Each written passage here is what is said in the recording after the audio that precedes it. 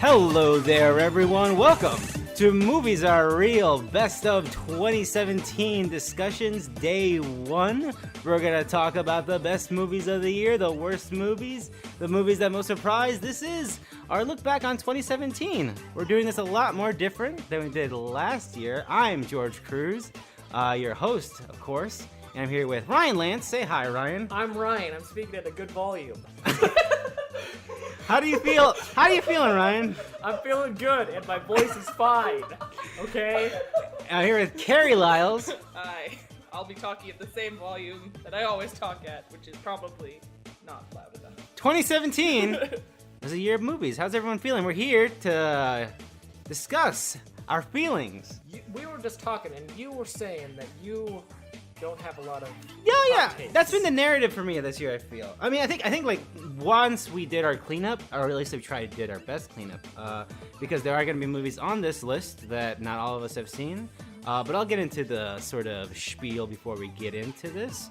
Yeah, not a lot of stuff I personally have a hard feeling. I think last year when we had our discussions not on tape, which is going to happen for this podcast, so I knew what was going to be number one. And I was like, there's no way this is not going to be number one.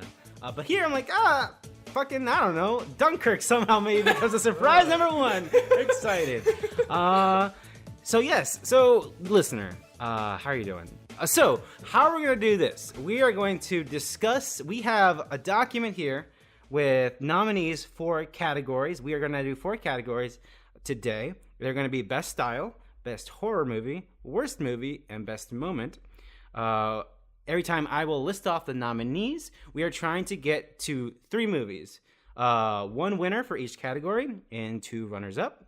This style is going to be a little bit different, of course, because last year we did all discussion off mic, and we came back, and then we're like, this is what we got. But this time, we're all doing it live on tape. It's going to be all on tape. Emotionless and broken. We're like, we love Zootopia. Our friendship will break on this podcast, and we will bring back how much we love Zootopia. Mm-hmm. So, which, looking back, yeah, not as great as we did. Also, we put Star Wars Rogue One pretty high. It's a pretty good movie. The first hour is miserable. And if you're Carrie, the whole thing was miserable. But no, that was the most fun I had at Star Wars because Mads Mikkelsen. But as you can hear from our group here, we had some feelings after our list. We thought we should do things a little bit differently, and so we are doing this style. Again, this is probably going to be the one episode with a lot of silence as we try to decide, is Power Rangers really the number 3rd best movie of the year? Why are you even asking? Of course it is. So it's number 3rd. No better, no worse. It has to be right there. I demand it. So, of course, I guess a little bit of housekeeping, actually. So for some housekeeping, of course, these are our quote-unquote awards opinions at the very least. So, if your movie didn't make it, it doesn't mean that it sucked or that you're worse because, your mother's fucking terrible. That's our opinions, but... It's also like we're from Nebraska and we don't get a lot of stuff until like... But we get quite a bit, actually. We get it like at the end of January, which is weird. And then like I don't care anymore at that point. It's gotten a lot easier. At least me personally, that's how I feel. But... That's not so. Yeah. Like I said, we're gonna lose some battles here. I feel we're gonna lose some favorites probably. So yeah, just be cool. Opinions, man. Everyone has them. With that being said, y'all ready for this? Yeah, sure, man. Alrighty. Well, let's start off day 1 with the first category: Best Style. Best Style. This is a movie for, I guess, it encompasses cinematography, the lighting, the costumes. It's a movie with a swagger, with a panache. It's got that something. Am I missing something? How would you describe this category, Carrie? Woke as fuck. No, that's a separate. That's clearly Spider-Man. Never made the woke. That's Spider-Man Homecoming. It is Zendaya when she's wearing a Sylvia Plath. Wearing a Sylvia Plath t-shirt. That's the- I thought I was having an out-of-body experience when we were watching Man, that we movie. agreed on that real quickly. This is gonna be a Oh, this is podcast. Wow. But yeah, best style. It's a movie with a sort of aesthetic, visual flair feeling. It's just the sort of thing where like we're the terrible. Neon Demon category. Yeah. Pretty much, yes. Yeah. The Neon Demon category. Guys, can we just give it to Neon Demon? Oh man. Is that?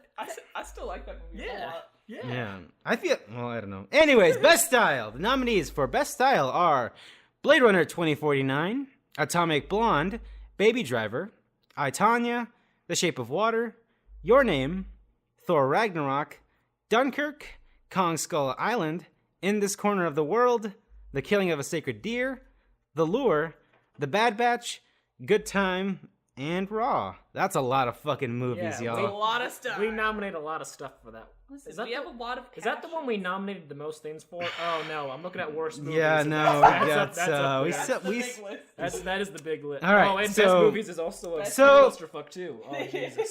What have we done? Oh, stop everything. So we're gonna. So if I didn't make it clear, we're gonna go through these and like sort of weed it out. Listen, In This Corner of the World was a very good anime movie. If you meant, it's the one I talked about on one episode of the podcast about the World War II movie. It's not gonna hang on this list. It's a very good-looking movie, but I want to give its props because it's not gonna get its props anywhere else, and I feel like a lot of people are not talking about it. In This Corner of This World was a good. It was the one that movie. had like the unique art style, right? Yes, Yeah. this is the one where Very like old school. it was Japanese old and light. art It style. felt almost watercolor. I'm very not. faded. Too, very which faded. like I that. really like That's that. actually on my list of like stuff to watch because I was looking at the list and I was like, I don't remember what that style looked like, and then I looked into that trailer and I was like, Mm-hmm. you know what? Actually, since I'm the anime boy on this podcast, official title, I should probably check that out. So that's out.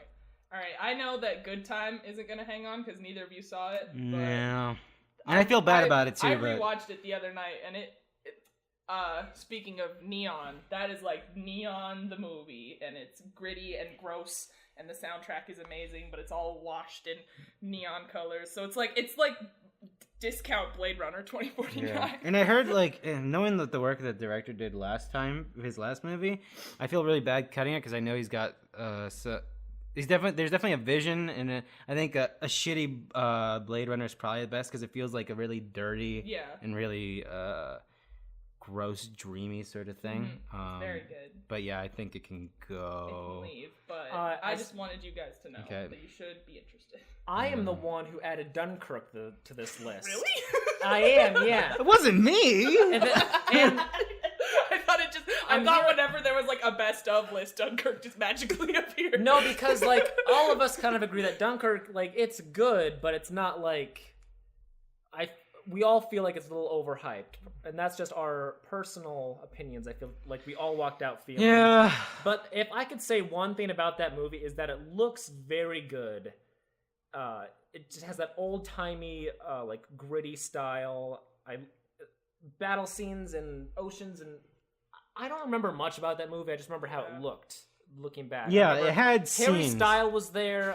The one kid died Best because. style, Harry Styles. Oh my god! What do I mean? I want to remove it from the list. Like for me, the stuff that makes that movie is everything on the actual like the shore of Dunkirk or beach, whatever you want to call it. Yeah. That stuff looked really good, and I know like that's been done before, but I don't know, it was done very well. But yeah, I don't think it's gonna carry. Ryan already deleted Yeah, it. I already deleted it. Don't even finish your sentence, George. No, like it is a very interesting movie, and the style is definitely Mm-hmm. for me what like keeps it up. I was considering rewatching it the other day, and then I was like, Yeah. do I want to sit through like almost 2.5 hours just for something that looks pretty? That's not Neon Demon. I was gonna say. Of course not. You do that a lot. I It's do that true. a lot. Well, not Dunkirk. Yeah. The unfortunately. Bad Batch has Keanu Reeves talking about shitting and toilets, if I remember Yeah, correctly. yeah, if that's not best style, It's I don't weird know that what is. that you added that, but I didn't. No, Because I added this. Yeah, You yeah, I did- did oh, edit you it. did, I okay. forgot. Because 'Cause I I- didn't like this movie all that much, but I feel like its style and its aesthetic and its world is what it has going for it, and that's the best parts It that I is. liked about it. I was considering adding it to the list when I made my way through it, and then at the last minute I was like, you know what? I feel like, although it does have its own unique style and its own world, that's not what I really remember out of it, to be honest. Because I think it kind of like overplays it, especially in like the weird drug hallucination. Yeah, I do agree. Because I remember that, and I was like, maybe she went too far. Yeah, I think they did. It was certainly overindulgent a little bit. You have gone too far. There's another movie here that overindulges, but I'm not gonna bring it up yet because, yeah. Anyways, I'm curious on what that is, but sure. okay, so we're getting here. Ryan, Your Name is a very good-looking movie. It is a very good-looking movie. Some would say it has the best style of 2017. It is a gorgeous movie with like the colors look incredible. Anything like doing with like the meteor and like the sky. Night sky, yeah. It has a great. It has a. The environment of like the rural Japanese village. It uses like 3D to sort of put a sense of scope. When I think of like when the actual shower is happening and they're on the rooftops, and it looks really, really gorgeous. And anything like just like small objects like a phone or anything with like a reflective surface looks fucking fantastic. And Exactly. it's hard to believe that it has art. That being said, What? I don't. It's a very good looking movie. I'm not head over heels with its actual style of art. Like it's well done and well detailed, but it's like ultra HD anime. And by that I mean I'm like definitely the person who like would like that style more, just because like I prefer abstract maybe sometimes. yeah, I get that. I don't know. I watch a lot of real shitty animes, just to be real fair, and just the style of Your Name really is like the best way it could possibly look, and it really like highlights what that art style can do really well, and that's why I consider it the best style. We can come back to Your Name. We can come back to we it. can come back to it. Man, Unless it's already Carrie- coming. It's already Unless getting. Carrie would like to, because if you, Oh, man. Carrie, would you like to delete it?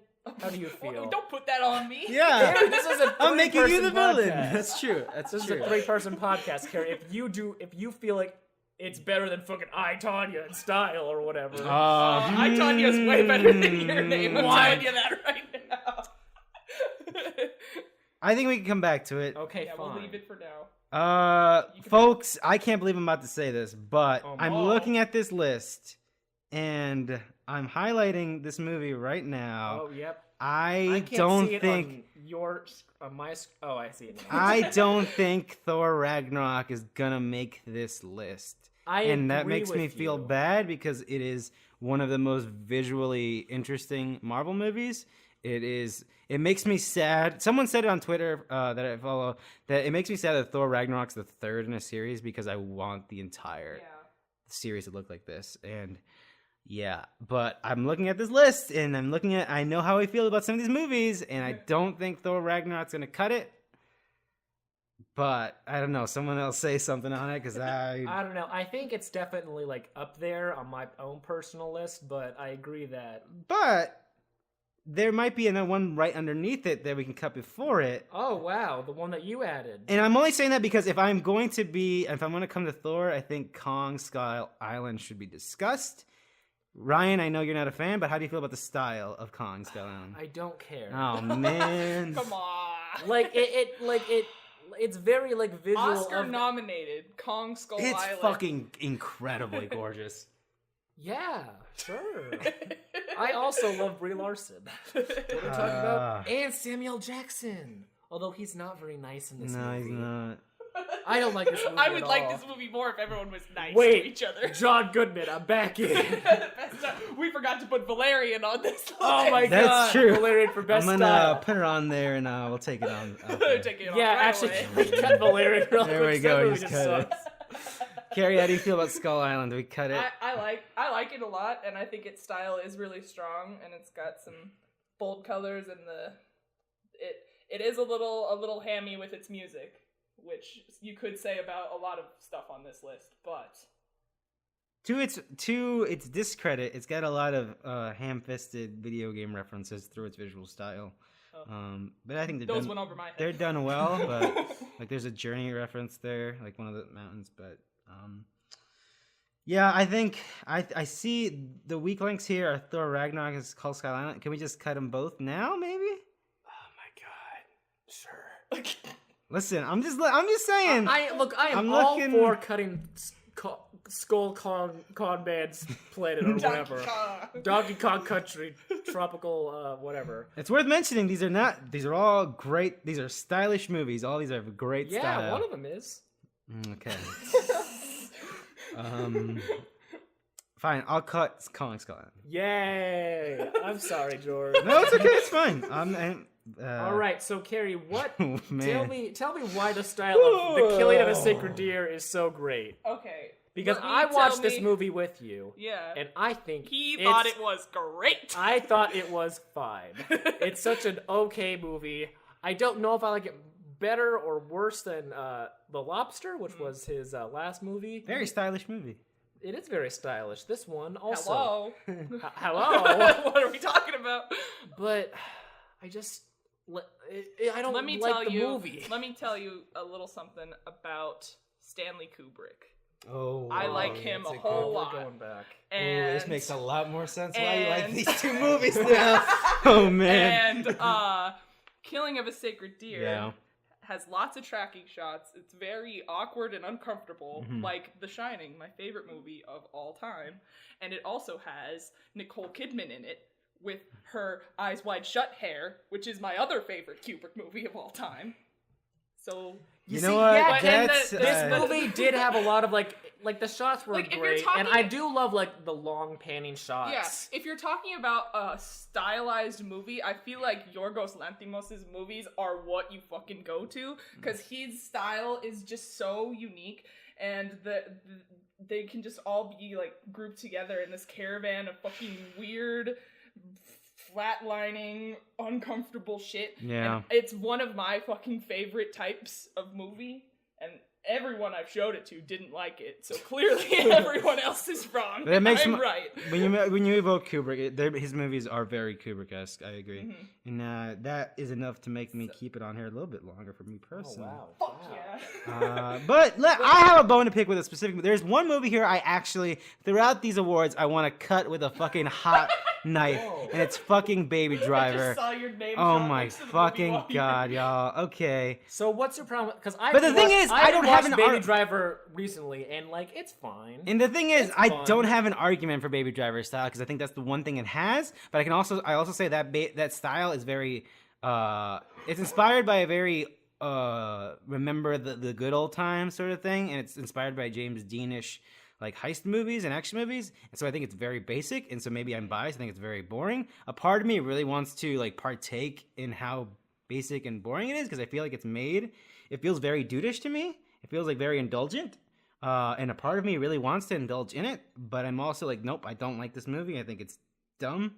I don't like, but I'm getting away from style, which is the category. And I think the editing is fantastic. I think It is. a lot of the actual the chasing at the end, or not the chasing, I guess the parking lot thing is great. The intro is fucking great. The intro is fucking fantastic. But man, Is that more of the style That's a of good the point. movie, or is that more of just like the directing and the editing of it? but we don't have categories for that. So Exactly. man, maybe you're right. When I think of Carrie, do you think style, Baby Driver? Does When it you think have- of Baby Driver, It certainly has a swagger, but I don't know if it's because of Yeah. the style and more of the characters. I don't and- think it's the style. I think that's like the music and the way the world. But I mean, we're talking about music in this in the category. Yeah, it's Yeah. that's because I feel like best style is it is a little nebulous, but Yeah. I think it's kind of like all encompassing, like as a work, how it comes together. And obviously not that's best movie, but like aesthetically. I think its style is really cool. It's like all these pieces coming together to make this like race car actiony musical adjacent adventure, and I like it a lot. But as I get more distant from it, and I haven't watched it recently, but I've seen it like 3 or 4 times, I don't like it as much. But it's still really, really good. Do you think it's top 3 material? There it is. There we go. First one of the night. Do you think it's top 3 material? No, because like you guys are saying these good things. Yeah. And it's like, do you think it could make it that high? I don't. No. I think That's I not, haven't. that's not me shitting There on is the a movie. movie. It's like, that's a genuine like. There is a movie. I wouldn't fight for it. There's a movie on this list I that I know have the movie not you- that I have not seen that Okay. makes me feel like we are deciding for 2 spots here, and that's Blade Runner 2049. Okay. I don't think Blade Runner is. Am I correct in saying that Blade Runner 2049 isn't going anywhere?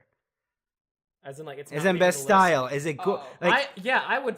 That's my favorite. that's style what I'm movie, saying. Like I don't. yeah. I think like I'm not gonna go up to Blade Runner and be like, "You're not very stylish." You know, Blade Runner. What's it going for? I don't get it. I don't get what. It was like the Super Jared Mario Leto, Brothers who? movie. Man, the Super Mario Brothers movie wishes it was fucking Blade Runner 2049. So, Baby Driver, how do you feel about it? We can cut it. Okay, bye, Edgar Wright. Bye, baby. I wish you were still fucking horny on Instagram. Those were good times. You were just like fucking. He didn't know that people could just see his fucking likes and shit, and it just pop up on the feed. Oh man, that's a thing. Wait, who? Fucking Edgar Wright. Oh yeah. Edgar Wright, big fan of big tits apparently. Anyways, all right. So for the listeners to keep you up, the list is now Blade Runner 2049, Atomic Blonde, I, Tonya, Shape of Water, Your Name, Thor Ragnarok, The Killing of a Sacred Deer, The Lure, and Raw. All right, so I think I think we should get to the movies that like not all of us have Yeah, I seen was gonna yet. say I'll talk about The Lure next, and I Which really only- which only like the Carrie had pitch of seen. The Lure, though. Let me tell you what, listen. it sounds pretty good. We have When- the box art right here. Exactly. Actually. Let's Oh. just look at this fucking movie. If you're listening at home, pull up the Criterion Collection, The Lure. Just fucking look at it. I tweeted about it. Find me on Twitter. Look at this. I have brought you my evidence since neither of you felt the need to watch this fucking great No, movie. like did I show you this movie? Did I tell you about this movie? No. Wow. No, because I remember like reading about this and like, and then I remember you got into like I genuinely remember thinking I saw this first, like, oh, that looks cool. Then like I remember So you you're were just like, taking oh. credit for all of my interests. Yes. I'm not my own person. Yes, finally. So No. why is the lore so visually spectacular? It's another. Is it The Greatest Showman? It sounds like it might be reminiscent of the Neon Demon. It kind of is. It's not as douchey as the Neon Demon. That's a good way to point it. Yeah. But I don't know. I'm looking at the included. Looks pretty good. It's very awesome. It's very seedy nightclub. It looks like if and Showgirls was good. Man, I wonder why Carrie likes it. Every time I bring up this movie, I'm like, oh yeah, it's this Polish horror musical about mermaids, and everyone either says that sounds amazing, or they say, wow, that's the most Carrie thing I've ever heard. So I mean, you know, it's gonna find. Why can't something be both? It's gonna. I don't know. It's not possible. So it's gonna find its way onto pretty much all of my lists, but it's great. I really And like the pitch for it. and their tails are really awesome. They're gross. Man, Because it's like here's a fairy tale, but like we're gonna make it dark and gross. You know, All that's right. never been done. Let's keep the lore on there for a little bit. Let me talk about Raw for one hot second. Raw is a movie that it's one of them, much like a Stanley Kubrick movie. It's a movie that's great, but I hate watching it because it makes me feel sad about life, and then I can't sleep at night because Maybe you feel that way about Kubrick movies. When was the last time you watched fucking Clockwork Orange? Like a year ago. It's horrifying. That movie's good. that movie's a great. bad time. No, that movie's but Yeah, it's that's good. that's what I'm saying. It's great, but it's a bad time. Just like Raw, it's great, but it's a bad time. Raw's a great time. No. I don't know what you're talking about. This this is best style. Again. best style. I think style is one of my personal favorite things about the movie because everything else terrifies me. Visually, it's very like I'm having a hard time describing it. It's cold. It's but very then cold. When Colors are very muted, except when there's blood. intense things happening, like when there's like it pulls you in when you're supposed to be paying attention to like something crazy about to happen. Like everything is clinical and cold, and then something fucked up happens, and there's a spurt of blood, or there's red or green paint everywhere, and it's just. And those things It's really striking grab and your it's attention. beautiful, Yeah. and the music is fucking great. Oh, Ugh. Hearing some of these arguments, I think Your Name and Thor have to go now. What? I don't think Thor for sure. At least I think it's Yeah, not gonna. I go. like Thor a whole lot, and I think its style is really good, and I love Taika Waititi. He's a great dude. Are we good cutting Thor? How do we feel? Fine. It, Fine. is it top 3 material? That's Ryan? true. It is not. I mean, I think it might be, but yeah, I'm cutting Thor. Okay. I'm sorry. Cut Thor. Cut Thor. Fine. Do it. Okay. You should have let Kate Blanchett I down would- easy. Okay. Ryan, but like I said again, I said that I don't think Blade Runner. From what I know about Blade Runner, I imagine I can't fuck with it. So it seems like do it's not, on this no, list. we'll talk about it later. Don't Stop stop punching it. Stop bringing it up as you know what, maybe Blade Runner sucks. Well, I'm saying I think it's a lock. Is what I'm saying. Yeah. So what else would be considered a lock on this list? Considering No, Blade Runner, I think Atomic Blonde, I, Tonya, Shape of Water, Your Name, a lock in my opinion. The Killing of a Sacred Deer, The Lore, and Raw.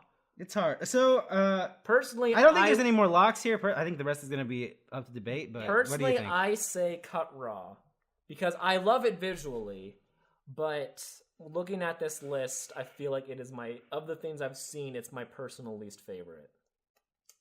But before we I cut don't that, know.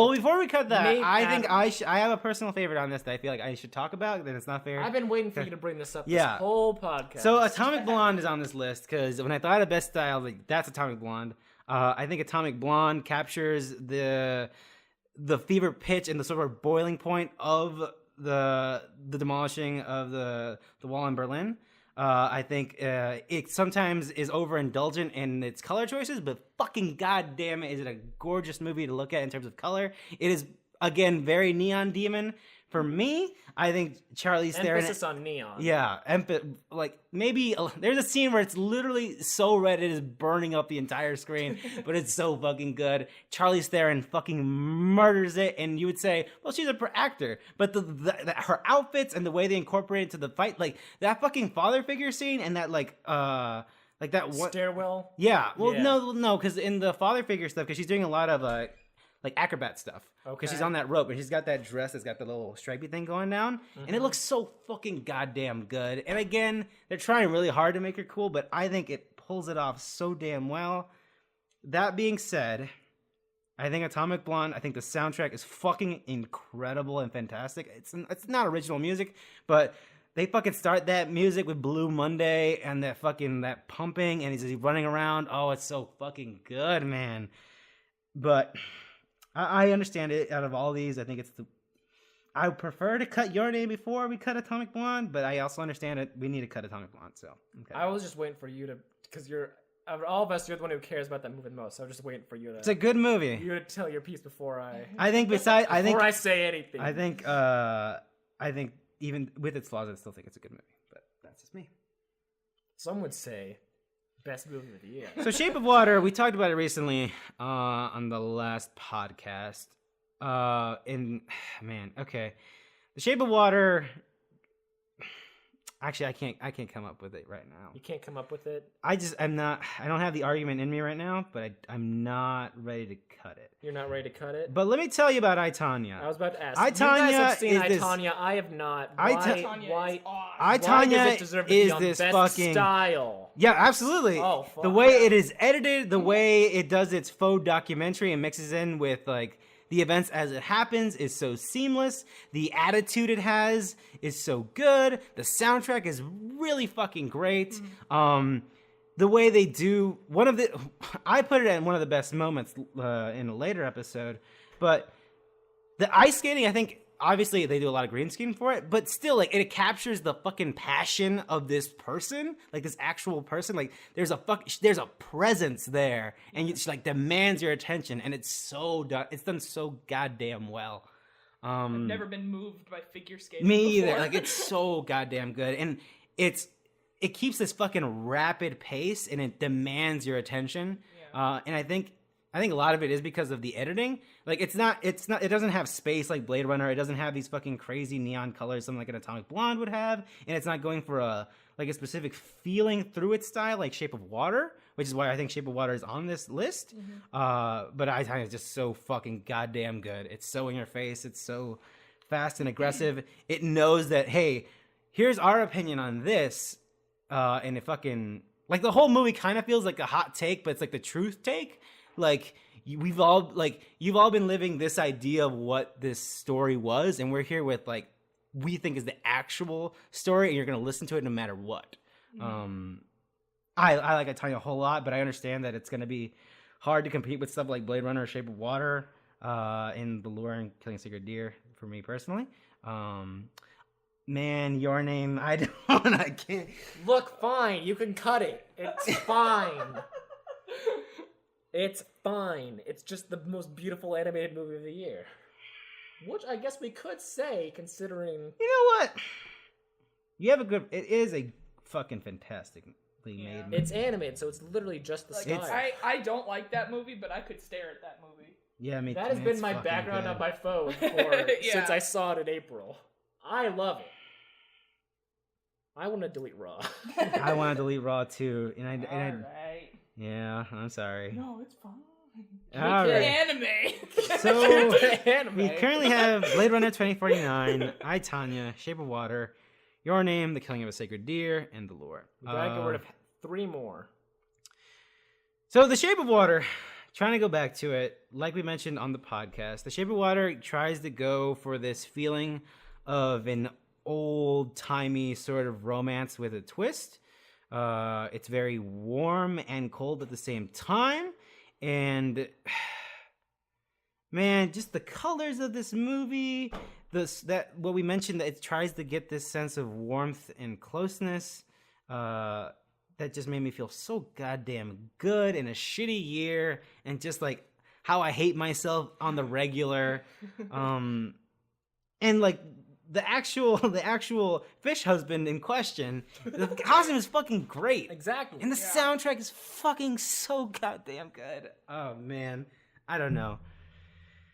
I think now we can cut your... Fine. No. Fine. Man, Fine. This sucks. I think... We made a terrible mistake. This is bad. Carrie, you think can you- Tonya is going to hang top 3? I think we made a case for it, but... I like it a whole lot. Ryan, what are you doing?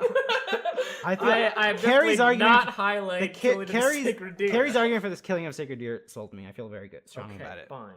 But was it better than her pitch for The Lure? I think I would personally love The Lure, but I like the argument for Killing of Sacred Deer better. And not to say that Carrie can only have one. Carrie only gets Carrie, one. you're on this list. But I also think Your Name should go before The Lure. But Fine.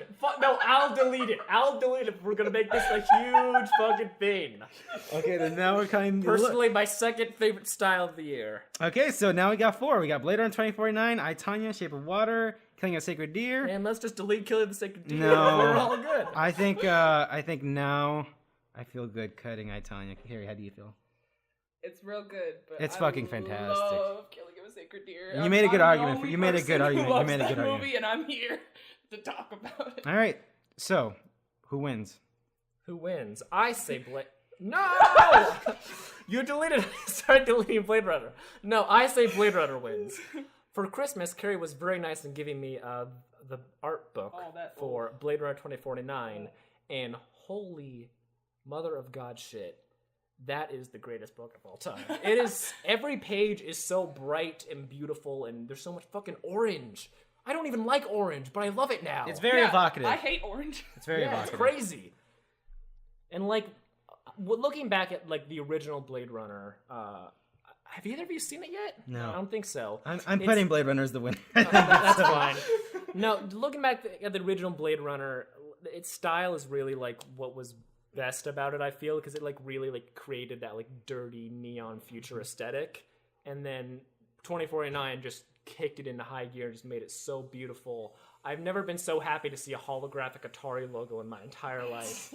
You know what? We don't have to fucking explain why this movie's beautiful. It just is. Yeah, and I felt like we weren't gonna Yeah, not to broken record ourselves here, but there in that book there is a page that just has all the neon signs, and I was flipping through the book before I gave it to Ryan, and I saw that page, and I fucking stared at it for like 10 minutes. It's crazy. It's My favorite page is still the one that's just him with the giant holographic joy that's all pink, and I'm like, oh my god, and the pink washes on his face. It's like, bitch. Best style, Blade Runner 2049. You are the winner, with runners-up being The Shape of Water and The Clinging of a Sacred Deer. Ryan Gosling, get in contact. Ryan Gosling. Yeah, please meet up with me and we can recreate La La Land. That wasn't so bad. I will be Seb, you will be Mia. Well, with that first category, we're going to take a quick break, and we'll be back with Best Horror Movie. We're back I guess. to discuss Best Horror Movies of 2017. And there are a few of them. Emphasis on few. This podcast is very biased to horror movies. I'm specifically very biased to horror movies, and for me, there wasn't a lot that really, turned the needle. But there are some good movies here, regardless. The nominees for Best Horror Movie are It Comes at Night, It, The Blackcoat's Daughter, Raw, A Cure for Wellness, The Bye Bye Man, Wish Upon, Happy Death Day, and Get Out. Are we forgetting anything here? I mean, the Amityville The Awakening. How I feel about No, you know what? This list is already pretty packed. I don't think Annabelle, whatever the pretty fuck. packed list, man. I don't think we need that. All right. So, where do we start here, man? This is So, Carrie, tell the me. Bye Bye Man is Why actually. did you add the Bye Bye Man to the best horror movie list? I feel very attacked right now. You don't even own the movie. You won't shut up about it. We just had this conversation. You couldn't have seen it like more than like twice at least in the theater. I saw it once in the theater, and then I watched. You read the book. I read the book. I watched it twice at home. So Carrie, why is this? Why are you so attached to this movie? And that Is this, no one. is this Doug Smith? Doug Jones? Yeah, Doug Jones. Yeah, Doug Jones gave two of the best performances of the year as the Bye Bye Man and the Fish Man. I was in Star Trek Discovery. I almost said Star Wars Discovery. Yeah. Carrie, why? Why though? You're ignoring the question. Why is the Bye Bye Man such a Carrie, for real though. such a like? Why are you so attached to it? I don't know. Because it's just, I think because I saw it and it was dog shit. And then I read the book, and it was just pretentious, self-congratulatory, terrible shit. And I was like, this is a weird world that I've stepped into. And it's just so easy to bring up all the time. And I always find a way to bring up the Bye Bye Man. And he's iconic. And I have the poster on the back of the door for my bedroom. Okay, I well. mean, delete it. Okay, I was gonna say, we can come back to that, but Wish Upon. Yeah, but let's not get to the real issues here. Wish Upon's fucking hilarious. You guys need to watch it. It's on Amazon Prime. Fucking watch it tonight. Oh shit, I did not know that. Oh yeah, I did see that. You're right. That is true. So Carrie, really why is Wish Upon again with your jokes? This is the movie about the dumb box. The wish box. Her fucking dumpster diver dad finds her a wishing box. And I wish and the she school was boy like- would just like, rot. I wish that she would just rot. And she's like, I wish I was the most popular girl in school. I wish my dad was cooler. And then it I wish cuts my to her- dad was nice to me every once in a while. It cuts to her dad, like this like steamy vignetted shot of her dad playing saxophone. And her friends are like, oh my god, your dad's so hot and cool. What? No, Carrie, I believe. I think you know, don't need to add any we more. said our piece on Wish Just Upon. delete Wish Upon right now. Again, all the nominees. It's an honor to be nominated. All right, Wish Upon. If you want to collect your participation trophy from Movies Are Real, just email us. God. I'm a big fan. One of us is a huge fan. Oh, so funny. And you know what? I'm honestly Folks, interested. A Cure for Wellness. Don't you even dare Let me touch tell that ya. movie. I showed George the most iconic scene from the movie, and spoilers I don't alert, know it's if when the man rips off his face. I don't know if I call that a horror movie though. I'd call that some sort There's of. some very horrific things that happen. Oh, in that you missed. movie. You missed. There's some very like. There's Ooh. 3 hours of eels going places where they do not belong. Yeah. Imagine every hole in your body. An eel goes into it at least 6 times in that movie. So don't you dare touch it. That movie's a fucking Okay, wonderful so experience. I know both of you hate this movie because you hate good movies. I don't hate it. And Yeah. the movie is the Blackcoat's Daughter. Blackcoat's Daughter, a movie that I've been following for like 3 years now. It's been. That doesn't mean it's good though, huh? Yeah, are you saying you're overly attached to it? Yeah, shut up. It's Why don't you tell me why the Blackcoat's Daughter deserves a place on this list, but the Bye-Bye Man doesn't? Oh well, where do I? You don't put me on the spot like that. It's so difficult. Look, like this, Blackcoat's Daughter is like my style of horror movie. It's like a slow burn, a small secluded cast, and like you don't really know what's going on or what everyone's motive is. It's in this abandoned school because everyone's left for winter break, so it's all like these familiar areas feel like weird and frightening in like new ways, and then everyone's just awesome and it's weird and creepy and it's so good. And I'm gonna delete it right now because all of you hate it. You all hate me, Ryan. Oh, Cam, oh, he's so sad. I would have kept it on there. Oh, really? If they're gonna hit Oh, the well, you already deleted it, so there's no. You don't need to put it God. back now. Oh, Okay. God. Look, man, personally, it's one of my favorite movies Right. of the year. And we talked about it on It's multiple so good. episodes. If you aren't familiar with the podcast, again, like Ryan said, Blackcoat's Daughter. It's got Emma Watson in it. So it takes place in a Catholic school during winter who's break. gonna be Sabrina Emma Roberts. on Netflix. Emma is Roberts, in it. right? It's not Hermione. You know me. I'm terrible. Hermione's I'm back, terrible. and is she worshiping the devil? Yes. But yeah, listen, that movie has a lot of good moments. I don't like the reveal, but I like the scene itself. I like the twist. There's a lot of great moments in that movie, but a lot of it didn't work for me, and I found it very uninteresting. I think it's a good movie. I certainly can't believe you cut that before you cut A Cure for Wellness. But we're because I knew that you guys would be like, well. So now it's getting tough. So the list, as it stands right now, is it comes at night. Raw, A Cure for Wellness. I can't fucking believe it's still on there. Happy Death Day and Get Out. So now we're getting to it. Listen, it comes at night. I like It Comes at Night. I think it's more of a thriller. So does it qualify as best horror That's movie? definitely a horror movie. Yeah, it is. Yeah. It was certainly the. I like that movie a lot going out, but then the more I think about it, the less into it I am. And I saw it twice, and I agree, it did lose my attention, but I think it's still valid that the first time I saw it. Because I look back, like, yes, I was uninterested, but I can't find any flaws in the structure of the film that, like, maybe I missed in the first. Like, I think, like, the first time I saw it was very gripping, very tense. I think Joel Edgerton does a fucking fantastic job in that movie. It's a great spin on the sort of, like, was virus. It's not really a zombie virus, but it's like virus we're here surviving survival story. Yeah. I think it does it very well. It certainly was my personal most anticipated movie, and I'm glad it didn't disappoint me like it disappointed a fuck ton of people. Oh, yeah. It Comes at Night's probably everyone I recommended it to hated the movie it. fucking sucked. And part of me wants to be vindictive and keep it on this list because everyone dunks on that movie so much, and I think it's great. Yeah. I think you're all fucking peons, fucking pearls before swine. It's a good movie, actually. It's pretty good. Raw. So Carrie, why? Again, right, tell me. So if we're gonna talk about an effective horror movie. Someone on this me. podcast had nightmares after he watched it. I'm just saying. Well, That's a horrifying movie. It is. Ask me. Look, like cannibal shit is like one of my least favorite things, and it's one of my most favorite things. Yeah, and Carrie, that's why we don't speak outside of the podcast. Listen. I think A Cure for Wellness is the weak link here. How fucking dare you? I think honestly, if I'm going to be real here, I think we have two locks and we're looking for a third. If I'm going to be real here.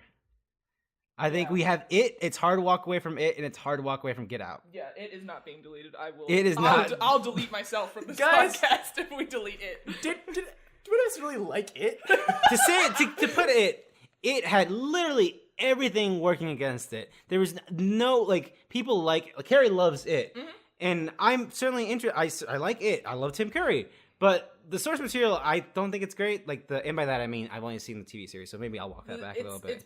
It's pretty silly. Like It's silly. I love it, It's but very- it's not great. And so it was hard to tell, like, okay, the part of the reason why people like the TV series, or the TV, I don't know what the fuck you call it, TV special, or the miniseries, yeah, is because, They grew up with it. well, no, I think maybe partly, and because It was Pennywise is so an- iconic. It was but, an ABC thing, so like everyone was able to watch it. 'Cause Yeah. It was accessible. Yeah. and regardless, Pennywise is fucking terrifying. Just the Yeah. box itself is terrifying. But I was gonna say, like, I think people enjoy it, and it sort of has this sort of cult status because it is kind of silly, and it's like, there's no way that, why would anyone even try to replicate it? They would just do like a very serious, on its face, it's a spooky clown movie. But it absolutely like takes that silliness and tries that spirit that Tim Curry put into that character. And like, again, I'm only speaking from the miniseries, but it feels like it actually fully realized. It balances this sense of this coming of age story and youthfulness. It does it a lot better, and it feels genuine. I think the actors did a fucking fantastic job. I forget the main actor. Who's the actor for who plays Pennywise? Bill Skarsgård. Bill Skarsgård fucking knocks it out of the park. Like, it's hard to follow in the footsteps of someone like Tim Curry, I think, personally, and I think he did a bang up fucking job. I thought it was fucking fantastic. I think it has everything working against for it, and it just surprised. I was the one person who on this podcast who was like, maybe it'll be good, and you were like, I don't know.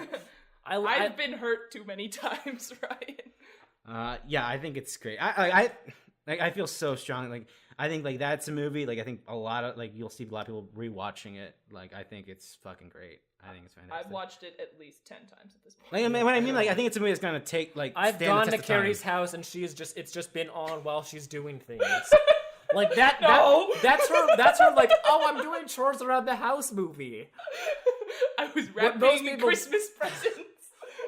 Most people turn on like a Christmas movie or like something lighthearted or fun, like an old like 90s fucking action movie. Fuck that. But you're like, oh no, It starring Bill Skarsgård.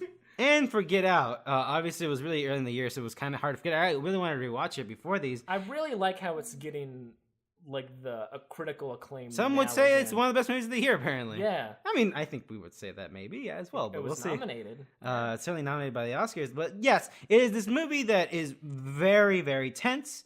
It's obviously, it puts race at the center and what it feels to maybe be an outcast, and put a horror element to it. And some would say the fantasy elements make it like pull it away from reality, but I think it uses those like sort of weird out there moments to sort of, they use it as a metaphor, and I think it uses it very effectively. It's very tense. It's very strange. It goes to some fucking weird places. I don't think, I can't see, like, Get Out is just like a fucking well-made movie that also is like, not that horror is like, I feel like horror gets From this, the same studio that brought That's you true. Blumhouse's Truth or Dare. I mean, they also made Whiplash. Oh. Truth or Dare looks awesome. Yeah, man. But yeah, I don't think it's, I feel like we're searching for a third. Look, man. Okay, so let's get down. We know it's gonna be A Cure for Wellness. It's gonna be the winner overall. I mean, look, man. If there was, we have a category for most We like haven't- underrated movie, I would say like Most No. movie that should be forgotten, but if you run into it, boy, you're in for a time. listen, this movie is Cure for not. Wellness is great. It is great. I don't know if it's just because of the experience that you have watching it. It like puts you through every emotion. I feel like if I would have went to you guys, I would have had a fantastic time. At that late, I'd be like, "What the fuck is this fucking shit?" After watching The Great Wall. Because we watched The Great Wall, and then me and Kara were like, you know what? It's let's 11 p.m. Let's just fucking do it, man. This movie is 2.5 hours. Let's just go for it. theater was almost empty, but whoa. Was I glued to my seat the whole time? That was great. I think I would have really enjoyed it if I wouldn't have watched it, but I don't think it's one of the best horror movies of 2017. How does it feel to be wrong? I would say it's one of the best horror movies of all time. Fucking auteur, Gorbabab. He From brought the us man who brought you Rango. and Pirates of the Caribbean. Dane DeHaan's best performance? Of 2017, I mean, you know, he was the Valerian. Definitely his best performance of 2017. We don't need a... That category did not have a lot of fucking nominees. I'm cutting a cure. Best horror story. I'm doing it. It's gone. Cara Delevingne's dress getting cut in Oh, Valerian. man. So now it's getting tough. Okay. Happy Death Day was what I love about horror movies, like what I look for. Are you still the only one of us who saw it? I saw it. Oh, Carrie you did? saw I it. watched it. Like what I personally like look in a good time horror movie. Happy Death Day had it in a year where no other horror movie like actually had it. It's a cheesy concept done very well. Like they don't stumble into like it's a shitty concept. Oh, and it turned out to be a good movie. I think like it has a good direction. I think the lead does a great job. I think the twist is kind of whatever, but I think they have a character arc there, and it's a very simple arc, but I think they do it very well. And I think that speaks to how good it is, because I don't think it's like shitty person turns out well when she realizes Yeah.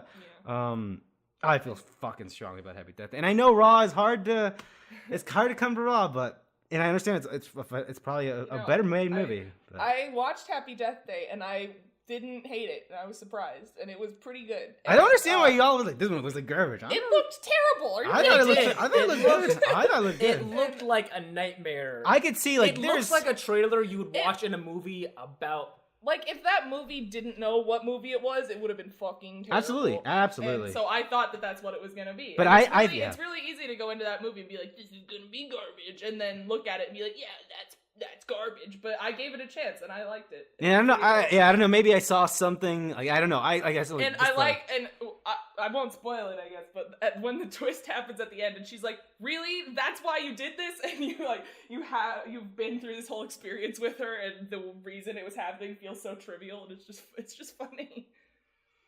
It's good. Yeah.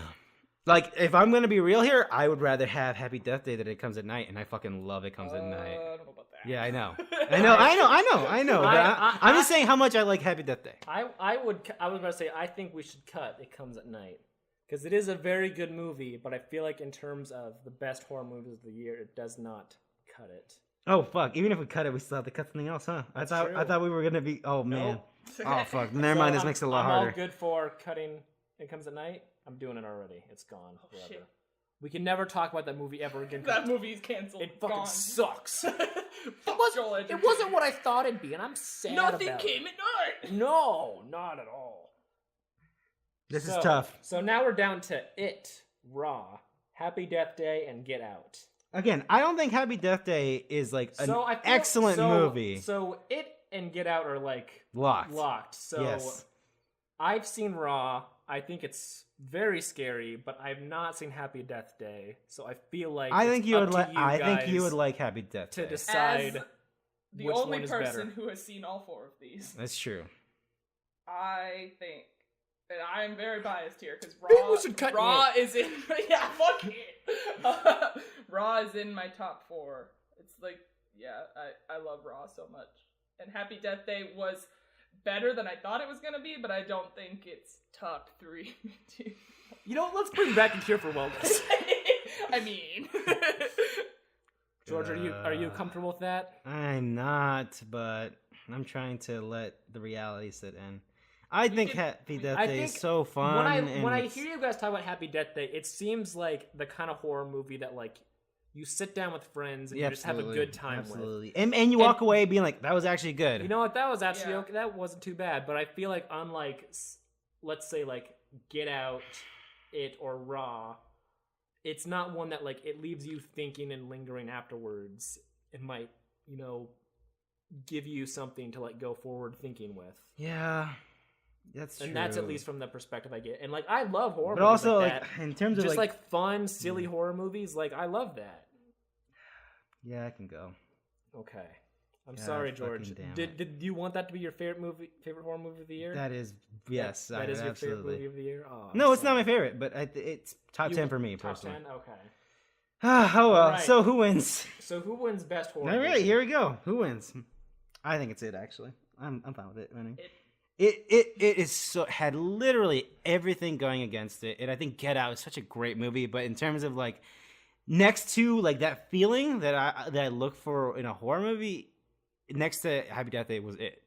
And even it is so old and is also like because like it's a story done before. It's a coming of age movie mixed with a horror movie, and but like the coming of age boys in this small town in like fucking middle America. It's been done to death, and even in of course it sort of is a big staple in making that bedrock. But I think they fucking nail it out of the park. It's so fucking good. Like it's so good. It's hard. Yeah, I think it wins. Are we good with that? I am. How do you feel, I am Ryan? thrilled. You know what? Yeah, I'm good with that. I think Get Out is I'm fucking fantastic. I'm looking back and like I'm trying to think of Get Out. Like, I love Get it. Out's so I good. love Get Out a lot. Get Out. It's a very like provocative movie Get that Out makes is you really think. good. As the one minority here, I really appreciate it. It's a very fucking it's very good. It's a great soundtrack as well. It's also very funny. There's so much attention to detail in that movie. It's fucking. I think in terms of like what we look for in horror movies, I think It's not exactly what I know. It is like all of our tastes. But I think kind of a like lot of in one. people. I have a lot of criticisms about film criticism itself, and I think it's very easy to get hyperbolic. But I think when people say Get Out is Hitchcockian-esque, I don't think they're too far out. I think Get Out's Definitely. fucking great. But I think in this group, I think it is fucking, like I said, next to what Look, man, these are three like really good movies. Happy Death Day presents Best Horror Movie. It. Oh man. I really like it. I think it's a winner. Okay. Yeah. I agree. I will go with that. Congratulations, It. You are the best horror movie of 2017. Some would say the best movie of 2017. Raw, Get Out. Yeah, sure. Other also great horror movies. I can't fucking believe we could. All right, Happy Death now, Day, God, oh, fucking boy. damn it. I- I will I- channel my anger here. After our break, we're gonna get to the worst movies of 2017. Yeah, and we'll try not to fucking Declare Mother right away. Don't spoil it. Oh man, There's there's supposed to be a break. I have some words to say about one of these, and I changed it by accident to fucking the date of the Furious. Anyways, we'll be right back after this break. We are back. What a season, movies. They're more than the Great Train Robbery. I don't know if you heard of this. Some people think it's rude to diss on movies because it's an art form. We say, Fuck your fuck Death Note. This is Watch Death Note and just tell me, art form. High art. High art of Willem Dafoe and fucking what's his name? Be like, ugh. Matt Wolf. Nat Wolf. That's his name. Worst movie is the next category here. This is there's a lot of contenders, a lot of hard-working folks A here. lot of woke movies here. I just thought of one more. I won't say. Just put it on the list. I'll go. Just add it at the end and then we'll get to it. So the nominees for worst movie are Mother, Death Note, Split, Rings, Pirates of the Caribbean, Dead Man Tell No Tales, Resident Evil: The Final Chapter, Amityville: The Awakening, The Mummy, Power Rangers, The Snowman, Justice League, Cure for Wellness, 50 Shades Darker, Ghost in the Shell, The Great Wall, Fate of the Furious, Woodstock, and Pottersville? You mentioned this before. It's terrible. Do you want to start with Pottersville? Yeah, let's start with Pottersville. You mentioned I can't remember what you said about it. So the reason Ron the Perlman. reason I watched this movie Oh, is right, because Ron Perlman's like, Perlman "Fucking shit." tweeted about how the movie that my company put out hit Netflix today. One critic called it the worst movie he's ever seen. It's irresponsible cunts like him that have turned the world of the beautiful art form of film into a cavalcade of men in spandex. And I was like, oh my god, this is a pretty intense argument for this movie. I better check it out. And when he says high art form, the high art form in this case is a fucking furry movie about Michael. What's his name? Michael Shannon. Michael Shannon. That sounds pretty good. That sounds pretty good. Michael Shannon has had lots of issues this year dealing with people who want to fuck animals. But oh my god. Lake enter in here is the babysitter. Oh my god. A write-in entry. Can we cut Pottersville now, by the way? It's fucking terrible. It's terrible. Watch it. It's hilarious. Okay, cutting it. So it's good to watch because it's hilarious. It's so funny. I want to get to the babysitter, Netflix's own, a little later, if we don't mind. Okay, sure. First off, you added Baby Driver. Yeah, you know what? It's a pretty terrible film. No, I can cut it right now. Yeah. I have feelings I on Baby understand. Driver. I just want to say it's not good. Let me see. Listen, The Great Wall. I don't think it's gonna hang. I don't think it's that bad. I don't remember what happened. That's right. I mean, because you saw Cure for Wellness. It's true, because I watched a better movie that night that is unfortunately on the same list. It made it to the top. That's a bit. I cut a Cure for Wellness. It made it to the top 5 of best horror movies, but it's on the list of worst movies of the year. I mean, there are other movies that are going to be on multiple lists that are contradictory. Why is the King Arthur movie not on this list, by the way? No, because it's amazing. I feel like you guys. I don't know if you guys. People have said good things about that movie. So Movie sucks. That movie is bad, but it is so much fun to make fun of. Right. Especially when you're in a theater and you're very loud. Because you can't help laughing at the movie. That the sword was embedded in was Eric Bana. That's pretty good. It's hard. It's so hard Deliver Us from Evil is Eric Bana. to take that movie The Doors. seriously. Both of those movies. I cut the Great Wall. Okay. That's fair. The Mummy. Listen. No, we can keep that for a while, right? I mean, I had a pretty good video game come out of it, so that's counts for Great, something. the movie still sucks. That's true. Power Rangers is pretty. Power Rangers is like surprisingly. It's not. It's Some better than call it it should be. one of the most surprising movies. Some would call it a movie that came out that A movie that is just very a divisive. sequel teased movie that will probably not get a Like sequel. most art, it's very divisive. The Red Ranger we'll was the take it. bully in Stranger Things season 2. He was. And he had a very bad mustache in He that did it show. I haven't watched that. He wanted to program. fuck the mom. Or the mom wanted to fuck him, actually. That's how that. Who doesn't want to fuck the Red Ranger, am I right? Cutting Power Rangers. Yeah, I'm cutting Power Rangers. It's fine. Yeah. Look, I'm going to cut the Snowman because although it's a terrible We don't feel movie- strongly about it. Although it's a terrible movie from what everyone has said, you really want to watch it and have been horribly tempted. Ryan, we'll make time. I've been holding back really the like temptations how- to buy the Bluray of I it really like how because I'm Autocorrect wants to so- put the snowman guy. so There you into go. it. So Can we keep the snowman on there just because I want to keep the snowman emoji on there? Now we can cut it. It's gone. All right. all right. I don't so- think Pirates of the Caribbean, Dead Men Don't Tell No Tales is going to hang on this list. Yeah, me neither, because it's great. All right. So, that is on. So I have my letterbox list of my least favorite movies of the year, and that is number 4 on my least favorite because that movie sucks. it's number 4 on top of some pretty movies you feel Yeah. strongly about. Yeah, exactly. It is boring as hell, and I never want to watch it again. I don't know. Well, Because- see, you went in. You hadn't seen any of the movies, so you don't know what I- you don't know what you're you went talking in with about. a bad attitude and like you You suck. just You hate suck. happiness. All right. I'm You cutting hate it. Johnny Depp for some reason. Brian, what's your problem with Johnny Depp? What did he ever do to you personally? Personally, Brian, what did he ever do to you Allegedly. Did Fantastic Beasts come out this year? Can we put that on this list? Oh No, my it god. didn't, but I would be fine love with that. to. All right, let's fucking delete. What else? You You know what? Justice League isn't that bad. I mean, I had a pretty good sleep. Justice League is a pretty bad movie. Oh my god. It feels unfinished. The mustache is still very visible. Apparently, you can tell that it feels cobbled together. Oh Oh, yeah. yeah. Oh yeah. Apparently, they focus on Gal Gadot's butt a lot, and Yes. after Wonder Woman, which is Every like scene of her like from back is like it starts at her butt in leather pants and then it pans up. It's like But what is going on But here? what And does then- Wonder Woman's ass look like while she's saving this bank? See, I saw that. I remember that. That was good. No. That was a movie. Ghost in the Shell. Ghost in the Shell. I didn't see this one. You didn't. No, No, that was was when it I was me- seeing. was it me, you, That's and when I was Don Joe? seeing Raw. Yeah. The good movie. Oh, you're right. We were too So- scared. You're too baby. So, Ghost in the Shell, Is horrible movie, but also like it's borderline so racist. but it's so soulless and vapid that it kind of don't feel like. But like, it's surprisingly pretty.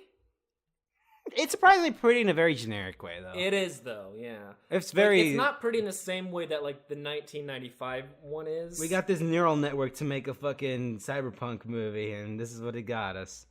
But I also like. I'm not like angry at it. Me either. And I feel like I don't think it's gonna hang on this list. No. It's not good. It's bad. It's the worst. It's not good. Some would say we one of the talked worst about. We movies- spoiled the twist on the podcast, right? What movie were we talking about? Ghost in the Shell. Ghost- Michelle, oh, yeah, yeah. because I didn't know what it I was. immediately You guys forgot the told me movie what we it were was. talking about. We erased it from the existence. What movie? Yeah, Fate of the she Fur- was. Yeah, she It's was. actually a She was a Japanese Japanese Yeah. woman in Squadron. They fixed racism. Yay! Just like Tom Hanks. Her ghost was Japanese, and so her shell was not racist. I don't know. I like the whole. That movie, I like the very. That movie was directed. Goes in the Shell by the same man who directed Snow White and the Huntsman, which I watched recently because it was on FX. Not the Huntsman. I've heard they have the movies. They have the movies. No, Snow White and the Huntsman. Okay. That movie is very bad. Yeah, it's not good. And just what? This seems like a bit of a stale take at this point, right? It's still because like I'm thinking back at a movie I watched like a week ago and I'm just like, what even happened? Like Kristen Stewart was just like, first off, they really made her look emo as fuck in that movie. They did. Yeah. The beginning of that She was movie like a is hot topic. Fucking. Yeah. Oh yeah, the beginning of the movie is like, I want a daughter who has skin as pale as snow, lips as red as fucking blood or something, and hair as black as crows. I think that was the line that's like, oh, here she is, Miss Hot Topic over here. But Charlize Theron's very cool in that movie. No. I mean, she looks Isn't cool. there a part where she's like all covered in gold? Yeah. I remember that from the trailer. She's also covered in milk in one scene. Ooh. That sounds very good, actually. Best No. movie of 2017. I think Gold was the second one. I think Milk was the first one. Hmm. Anyways, we're not talking about the best movies of 2011 or whatever. we should do. We're not talking about We're talking about Prometheus. We're not talking about Prometheus levels. Resident Evil: The Final Yeah, Chapter. it's bad in the same ways they've always been bad. Like, It doesn't do anything new in terms of badness. no, it's just kind of. Resident Evil gave us the Trinity of bitches. So Oh, I you're think right. it has no Fuck. place on this list. That's true. It gave us the nickname for our friend group, which includes a lot more than 3 people. So that's gone. Fate of the Furious is fucking bad. It is so disappointing. In the year 2017, with the fact there's only a finite number of Fast and Furious movies that are ever going to be made, and I understand that. Like, we were riding this high mountain of fucking great fucking movies, and at some point it was gonna go back to being bad. And it's also unfair that it's the new director, so maybe I'm just being like, oh, fucking new director, get the fucking visionary of Star Trek Beyond. You know what I'm fucking saying? Fate of the Furious is so fucking disappointing. Charlize Theron is absolutely awful in this movie. Yeah. Holy hell. Speaking of Snow and the Huntsman. It's boring. The chase scenes aren't like the first 20 minutes of that movie. Fucking great, good shit. When they're fucking racing in fucking I think it's Puerto Rico. I'm pretty sure it is. Oh, and he's got the beat up car. He's got the beat up car, and the fucking it goes on fire, and it's great. It's classic Fast and Furious. The rest doesn't have the spirit. It doesn't have. The characters are weak. It feels because they've gutted that because so many of the cast members have just not been because Paul Walker died, and so that removed Paul Walker, and they removed Jana Brewster's character, and Han died. So rest in peace. And so that character, like a bunch of characters have been XF, and like I guess they brought back a character from Fast and Furious 4 that I haven't seen that one because it's bad. It's just fucking disappointing. If there was a most disappointing, it would fucking win. It's a fucking bummer.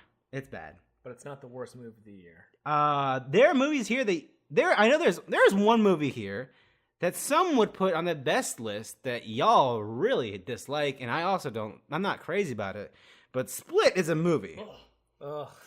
Arguable. And I understand. I have a hard. It's been so long. George- I really can't remember anything about it other than in- the ending, which was bad.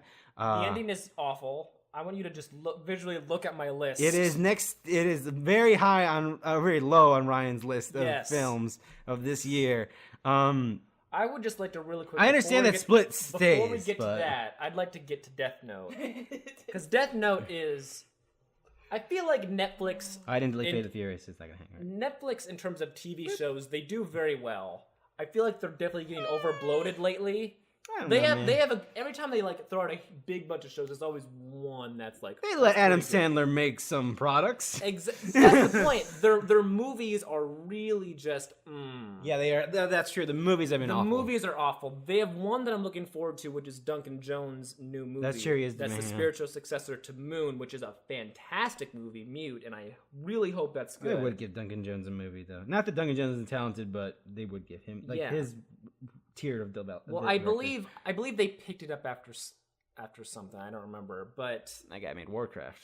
He did. But Death Note really showed that they try to appeal to a teenage audience that just doesn't get how the world works. And nothing is enjoyable about the movie except for how stupid it is. Except for where it's like, write down a name and how they'll die. And it's like, okay, I'll write my bully's name, and how about, out of the top of my head, how about he gets decapitated? No, that's just the random first thing you would think of when someone is killed. A fucking ladder cleaves his head in half. Oh my god. How would that happen? I don't care. I love it. This is another whitewashy movie, and this one does it, in my opinion, even worse, because his name's fucking Light Turner, and his character is just all off. He's just like this annoying like little bitch who like gets this power to kill people. You can't beat me up because technically that would be child abuse. Okay, 30-year-old man who's in my high school. And like, I hate comparing like source material to like the movie version or the TV or whatever version, because like it's fine taking liberties and doing your own unique thing, because I feel like things can stand on their own, and if it's not the same, it's fine. But at least do something like cool. If you're gonna make the character a bitch, don't like have him be like, I'm a fucking genius who's like it gives him the plot acts the same as if he's an idiot as if he's a genius, and I don't get it. It's awful, and I want to erase it from my mind, but it got sequel baited so fucking hard. The romance is intolerable. But man, that decapitation scene was actually pretty fun. And if in the sequel they do more Final Destination shit, because I was sending Carrie some Final Destination videos recently, and those movies are fucking wild. I'll tell you what, but I think Death Note, worst movie of the year. I don't think it's gonna hang. Did you There's a lot of stuff. Did you see that video comparing Light meeting the Shinigami for the first time in the Ryuk. anime versus meeting Ryuk for the first time in the anime versus in the he's like, movie. I've in been the anime he's all like calculated and subdued, like, oh, I've been expecting for you. the movie's like, oh! It's oh my god. Like So I've seen so much. Death Note is one of my favorite pieces of like any pieces of media. I love the original movies, the show, the manga, the live action. Bring The up live the action? puppet again? Oh, the puppet. Oh man, they turned one of the main characters into a puppet. Talk about like if the last version of Death Note was that bad, you had to really try hard to The like make sequel something to worse. the Netflix Death Note is gonna be just like Potter Puppet Pals. You know what? If it was exclusively puppets, I'd be fine with that. And Neil Cicierga's probably got nothing to do. All right, so our list as it stands right now is Mother, Split, Rings, Amityville The Awakening, The Mummy, 50 Shades Darker, Woodstock, and The Babysitter. Let me talk to you about 50 Shades Darker. It's a great movie. It's a fantastic film. You were one of the few defenders of the 50 Shades I series. am fascinated with those movies, and I don't understand why. I think a lot of it is... I was walking through Target yesterday. As you usually As do. definitely. You want to find George Cruz, you hit the spot. You know where to You at find the super me. Target. That was actually just a regular Target, and I was trying to get a Caesar salad. Where is and there a they- regular And Target? they didn't have it, and I was really upset, so I walked out. But anyways, I saw a magazine with Dakota Fanning on. I was like, oh, hey, those movies coming out. And I think that may be why I'm fascinated with these movies.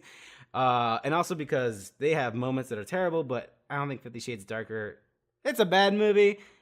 I think it's this one's actually enjoyable bad. The first one was not enjoyable bad. I think this one is enjoyable bad, and I think you can get a lot of good goofs. Because it's cringy. It's very cringy, and it's very soap opera-esque, and it's so like, how the fuck is this a plot point? What are you talking about?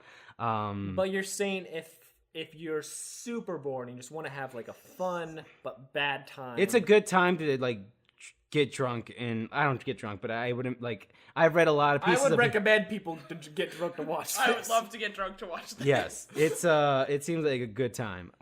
It's not gonna. Yeah, it's. I would put it on this list just because I like it, kind of like. I would be like worst movie, yeah, but our new category, worst in quotes. yeah. All right, let me talk about Amityville The Awakening real quick. Boy. The movie that never came out, it never really did. Because it kept getting pushed back and then just came up on... There are two of those movies on this list. We finally can close these bits. Yeah, I know, right? Lay these bits to rest where they belong. Yeah, but I feel like of Rings, which is a movie that got delayed several times, and Amityville Awakening, I feel like Amityville Awakening is more fun. Not in the good ways of fun, like in a Happy Death Day fun horror movie. More in like, oh my god, I can't believe they let this fly. That's crazy. I think Amityville is way worse than Rings. You think so? Mhm. I think... You know what? I'm adding something back onto this list. Uh-oh. Oh my god. This is the first time this has happened. It's fucking... I'm putting Fate of the Furious. God damn it. Fate of the Furious back on this list. It's because you're All not right. typing it with an 8 in the word. Alright, so Carrie, so you want to get rid of Rings maybe? I think that Rings is bad. Don't get me wrong. Oh. It's Do you guys really think it's... terrible. Do you think The Mummy is really that bad? I hate The Mummy. Oh, wow, okay. I still haven't seen it. We can get rid of it, but I hate that movie. Well, Rings there's has stuff like... here. I like the idea that the trailers had for Rings were like... yeah. It gets Yeah, online yeah, and like the it trailers moves... were so good. Because like... It perfectly takes that idea into like modern times where now it's like this spammy... Samara's a Cheney, man. Yeah, because like Oh my everyone would just God. ignore her, and that's fine because like the videotape killed you. That's stupid too. But then like you watch it and like, oh, this is actually cool. And I thought they could have done that well, but no. They just copy the email. They just copy the video. It's like, okay, I guess we're not gonna die now because I pressed Control C on the Control V on the fucking You computer. can't copy this file because it's bigger than the original. You gotta file. install Oh a my Chrome God. plugin. The file's bigger. There's new fucking. If you never look at if you understood pause in the that. frames of the video file, there's a new more video. videos. So why couldn't she copy the bigger file? Her computer must have been full. She was using a Mac. That was a So problem. are we cutting it? Yeah. It's bad. The but idea of it and the ending is and okay. it's got some good moments when it copies the other movies. Yeah, the flat screen TV thing was pretty That was cool. awesome. But does Amityville The Awakening stay on here then? I say we can delete that Okay. because like it's I had a good time it's- listening to you talking it's, about that movie. it's a bad time. That was a great time. for everyone. Okay. So the list as it stands right now is Mother, Split, Fate of the Furious is back on here, The Mummy, Woodstock, The Babysitter. I put The Fate of the Furious on there again because I realized I made an argument for it and I decided I'm just gonna cut it. But then I was like, no, fuck this. I have thoughts on that movie. I think it's bad. I think it's disappointing. All right, let's get back to it. Woodstock sounds fucking buckwild. I want to talk about Woodshop. Okay, Carrie. You talked about it before and it sounds fucking crazy. trailer- I don't know if trailer- I talked about it on the show. No, you did. 'cause I did? Yeah, you did. Oh. The trailer looked interesting. Yeah, it looked like something. It looked like something I would love. Like it's like a weird, slow art movie with Kirsten Dunst and She's back. Yeah, and like the plot of the movie is that her mom had just died, but Kirsten Dunst also works at this weed shop, and the weed shop also kills people. Much it like in gives- real life. Like it sells euthanasia weed to, Oh. to old people. Like old people will come and be like, I want to die and give me that good. And then they're like, okay, here you go. Give me that good shit. And then Kirsten Dunst like accidentally gets too high and kills her friend. And then she gets really, really high and builds a fence. And you've told me like And it's an understandable fucking mess of fucking a slog. editing. It's like weird, and they're like the like she gets high and dreams about going out in the forest and feeling the trees and flying, and then it's like, Is it that one scene from The Bad Batch, the whole movie? yes. Oh my god. Oh my god. It sounds a lot like what people. And then they have shots of wildflowers overlaid the footage, and it's like, oh my god, this is true art. And it's like, I thought I would love it, because it seems like, I don't know why, but it was just like something about it. I was like, that probably is gonna be awesome. I'm gonna get to, like, I put it on, and I was like, this is gonna be enjoyable, and I'm gonna feel happy about this. And and also, I have another bone to pick with this movie. It was the Amazon Video Indie Pick of the Week or whatever the fuck. So I bought it. So I paid $12.99 for this movie, and I hated it. And then 2 weeks later, it was like, oh, it's a Prime movie. You can watch it for free if you have Prime. And I was like, are you fucking kidding me? I hate this movie. So is it It was A24, so Yeah. it would have been on Prime for free, regardless. Are you ready to talk about The Babysitter, Ryan? I guess. I think you talked about it on the podcast, haven't you? I don't think so. I think I ranted to both of you in person separately. Oh yeah. Okay. So the reason I watched this movie is because I had insomnia one night and I wanted to watch something, Classic. but I didn't want to watch something that I might enjoy watching. I wanted something that like I could fall asleep watching that I wouldn't care later. So you just typed in Bella Thorne. I typed Bella into Thorne. Netflix. No, because I honestly was like, you know what? I don't know why. I was just probably got tired because it was like 1 a.m. But I was like, you know what? I'm gonna watch The Babysitter. And holy shit! Why do people like this movie? So the plot, if you couldn't tell from the trailers that are very predictable, this 12-year-old boy, his parents are going out of town for a little vacation thing, and he has a babysitter, and people make fun of him at school. He's a babysitter even though he's 12 years old, and he's like, yeah, but like she's cool and she's my friend. And he's all weird and like his. So he hangs out with his babysitter, and she's like, oh, this cool high school girl who lets him drink beer. They watch movies, like dance and like have fun in this super nice house they have. And he was having a conversation with his one friend who's a girl, and he has a crush on her. Oh. And she's like, what do you think your babysitter does after you go to sleep? And she's like, I don't know. It's like, well, maybe they have orgies, and invites her friends over for orgies. And he's like, no way. I'm going to stay up tonight and see what my babysitter does when I fall asleep. So he stays up, and he hears all of her friends come in, and one of her friends is a fucking former Vine star, if that gives, as well as Bella Thorne. And he's watching them through the railings, and they're all doing spin the bottle, as we were all in high school. We all know. Yeah. That's the first thing we do when the party starts. I love that game. I'm a champion. And then the girl gets dared to, like, I want you to kiss everyone at the party. And of course there's two girls, and her kiss with Bella Thorne was like, and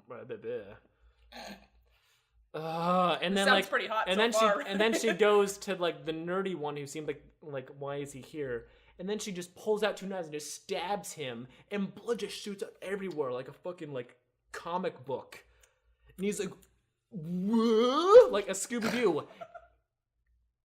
And then it's all about they're in this cult, and they need blood of like a sacrifice and his pure blood, because they go up to his room, and he pretends to sleep, and they take his blood while he's sleeping, because she tried to knock him out with some sort of drink that he didn't end up drinking, because he pretended to do the shot when he didn't, because he wanted her to think he was cool. So then they take his blood, and he's like, oh, and they're about to do this ritual, and he tries to like stop them, and they end up dying in all these ridiculous over-the-top ways, and they keep trying to kill him, and and it's such a nightmare to watch, because it's filmed like an early like a late 2000s YouTube movie that like a YouTube vlogger would do. I know exactly what you mean. Yeah. Like there's parts where it's like he like says something and like the words appear under him and he's like, it's about to get real. It's like, get real. Oh God. It's like there's a part where like where one of the guys, the handsome one, he wakes up and he's just not wearing a shirt. He's like, why isn't he wearing a shirt? And he's like, that's your first question? Well, why is he wearing a shirt? Because I look good.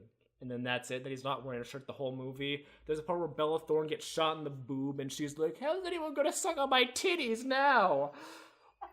It's like, come on. What are you doing? There's a part where like the buff guy gets him down. He's about to kill him, and then like a kid's egging his house, and he's like, "What's he doing?" He's like, "Oh, that's my bully." He's like, "He's egging. You're just gonna let him egg your house?" No, we're going over there. We're showing him who's boss. Is like, okay, and then like they both confront the bully about him egging the house when he's trying to kill him, and I hate it. I hate this movie so it much. hangs. It stays on this list. Oh my God, please! It is the worst time. Like Woodchuck stay in this. You know what? Actually, I would say delete Babysitter because it's not even a movie. It honestly feels like a YouTube movie that a YouTube creator would make with his fucking flip cam or whatever they were called. He's like, I'm gonna make a real water bottle. It's the worst time, right. and I don't understand why people are calling it good. I've heard Someone called me out on Letterboxd because I did. Funny. I gave it a 1 star because it was 4 a.m. and I was pissed, so I gave it a 1 star. I was like, it's the worst I've ever seen. And then when I woke up, some guy replied to it, which doesn't happen because I don't like follow people on Letterboxd. He's like, if this is the worst movie you've ever seen, then you obviously haven't seen a lot of movies. What's your problem? And I like responded to like, what's your problem? Are you okay? They never responded to me. So dude, if you're listening to this podcast, fuck you, and your movie sucks. It's not one of the worst movies of 2017. No, because it doesn't count as a movie. It's not a movie. It's not a movie. We are talking about films in this. We are talking about films. Oh my God. All right, So you want to cut Split, George? No, I don't. I think it hangs. If y'all feel as passionate about it as you do, I mean, maybe I guess we haven't had the argument yet for it. Who wants to talk about Split? I mostly hate it for like just how it depicts just like mental illness and like how it just like makes fun of it at times, and it's so pretentious and awful. Yeah. And it makes me upset because there's a fucking sequel that people are excited for, and like why Carrie, how do you I'm exhausted after talking about The Babysitter, so how about you talk about Split and whether or not we should delete it or not. Unless you want to delete Woodchuck from this list. I think Woodchuck doesn't hang, maybe. Yeah. Well, maybe. I understand that I am the only person here for Fate of the Furious, and not in a way I want to be the only one for Fate of the Furious. And I'm disappointed that I have to be for worst movie. Woodchuck sucks, and I hate it, but it's not the worst movie. Okay. So now I feel like we're at 2 locks now. And I also feel like I'm just have a vendetta here, so maybe... No, like, I am totally fine with you keeping it I know, but also now I'm starting to feel bad. But because you brought it back. Yeah. And now our list is at 4. All right, so now we're at... push my anti-Fate of the Furious agenda. Mother, Split, Fate of the Furious, and The Mummy. Honestly, if we want to give it to all 4 of these, that's fine. No, we gotta do 3. All right. So, I think I still. I am going to stand my foot down at Mother. That is my. Well, obviously. No, yeah, I'm gonna cut Fate of the Furious. You're gonna cut Fate of the Furious? All right. Well, let's talk about The Mummy. Yeah. Oh, Carrie, please. The movie that's gonna start the dark universe. I thought that got canceled. Yeah, it did. Shit. It got canceled and the video game still came out somehow. I don't understand. The movie, it's so dumb. And I don't remember it, so I'm not going to be able to talk about it very effectively. But it's fucking Suicide Squad for classic monsters, and it's like, this is... That's a pretty good argument. Nothing but great commentary on this podcast, I'll tell you what. If you want guttural noises So let's walk back a little bit. Okay, so we obviously... The Mummy's not a good movie. But it feels like maybe there's more passion for the babysitter. I know we counted it as not a movie. Oh, I'm very passionate about the babysitter. But I feel like I didn't see Babysitter, but I feel like it's probably worse than the Mother yeah, or do we Split maybe or want to Man put of the Steel. If you babysitter were to back? bring back the babysitter, I would be more than accepting of The that. babysitter's back. I think You we're know cutting what? the mummy. Fuck Bella Thorne. So now we have. If you guys want to, I love how we were maybe. You know what? I feel like I have a personal vendetta against Fate of the Furious. I don't think it's good. I said my piece. It sucks. It's incredibly disappointing. I look forward to Fast and Furious movies and I understand that they've been so high that they had to go down in quality at some point. But it's still incredibly disappointing, especially after how high the series was and after Paul Walker. It feels like the series doesn't have anywhere to go. I think they need to inject new blood into it, add new characters.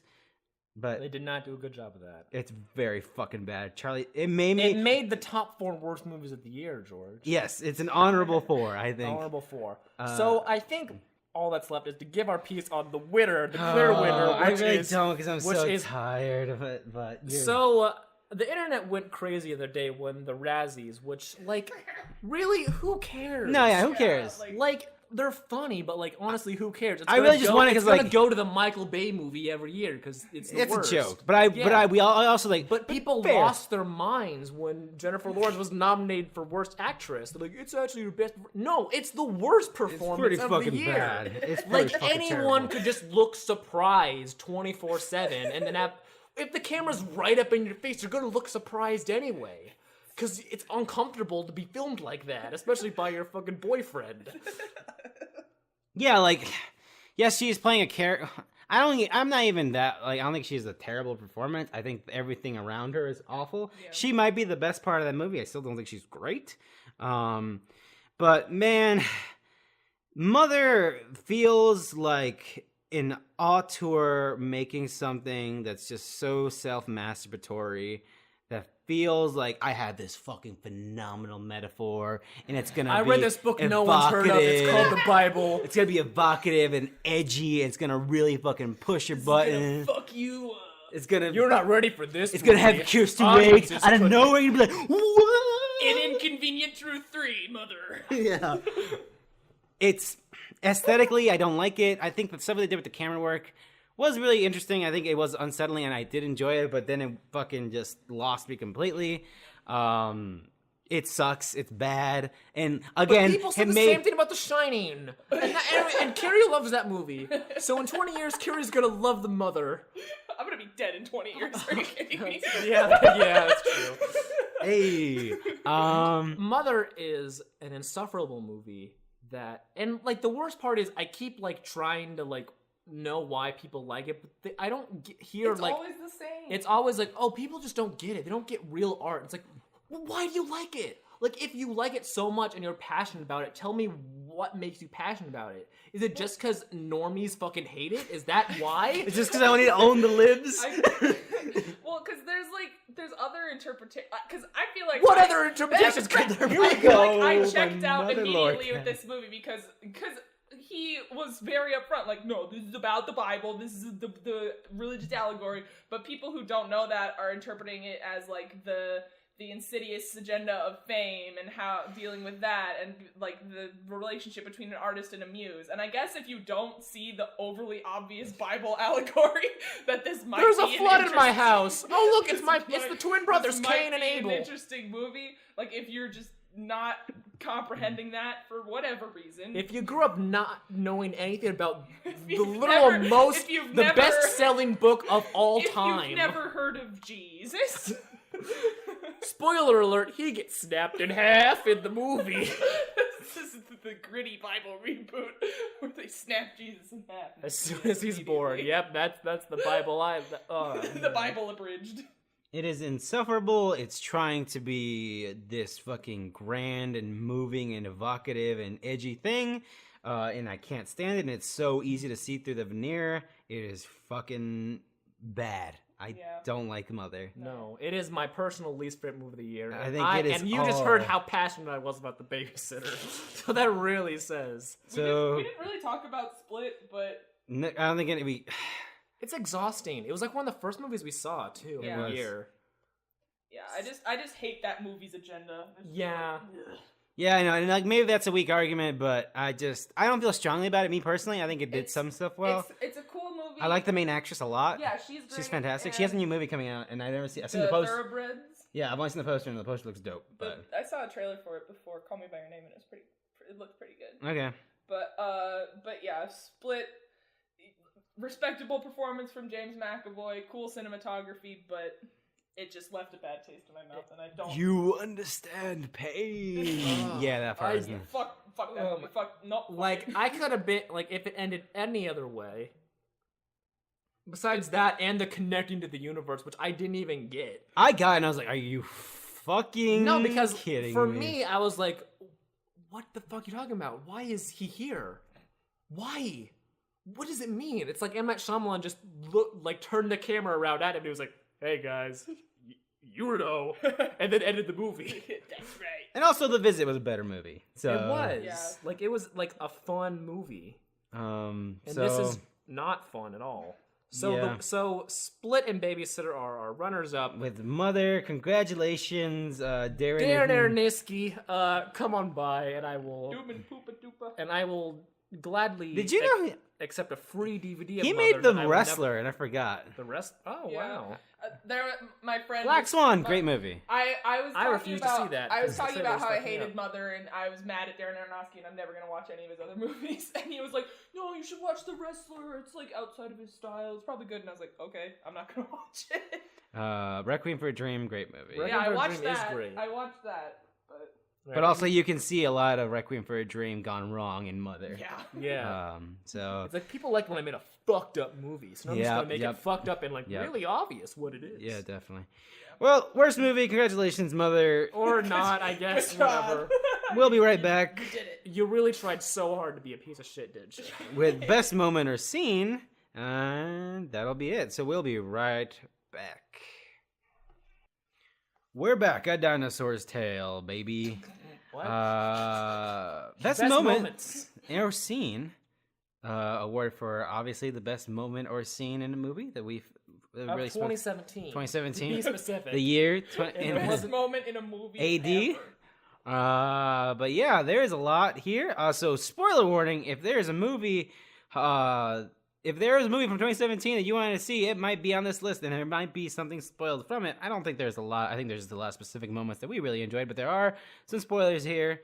One that I don't want to know about. I guess I'll trust you guys that it's a pretty good big moment. So yeah, here we go.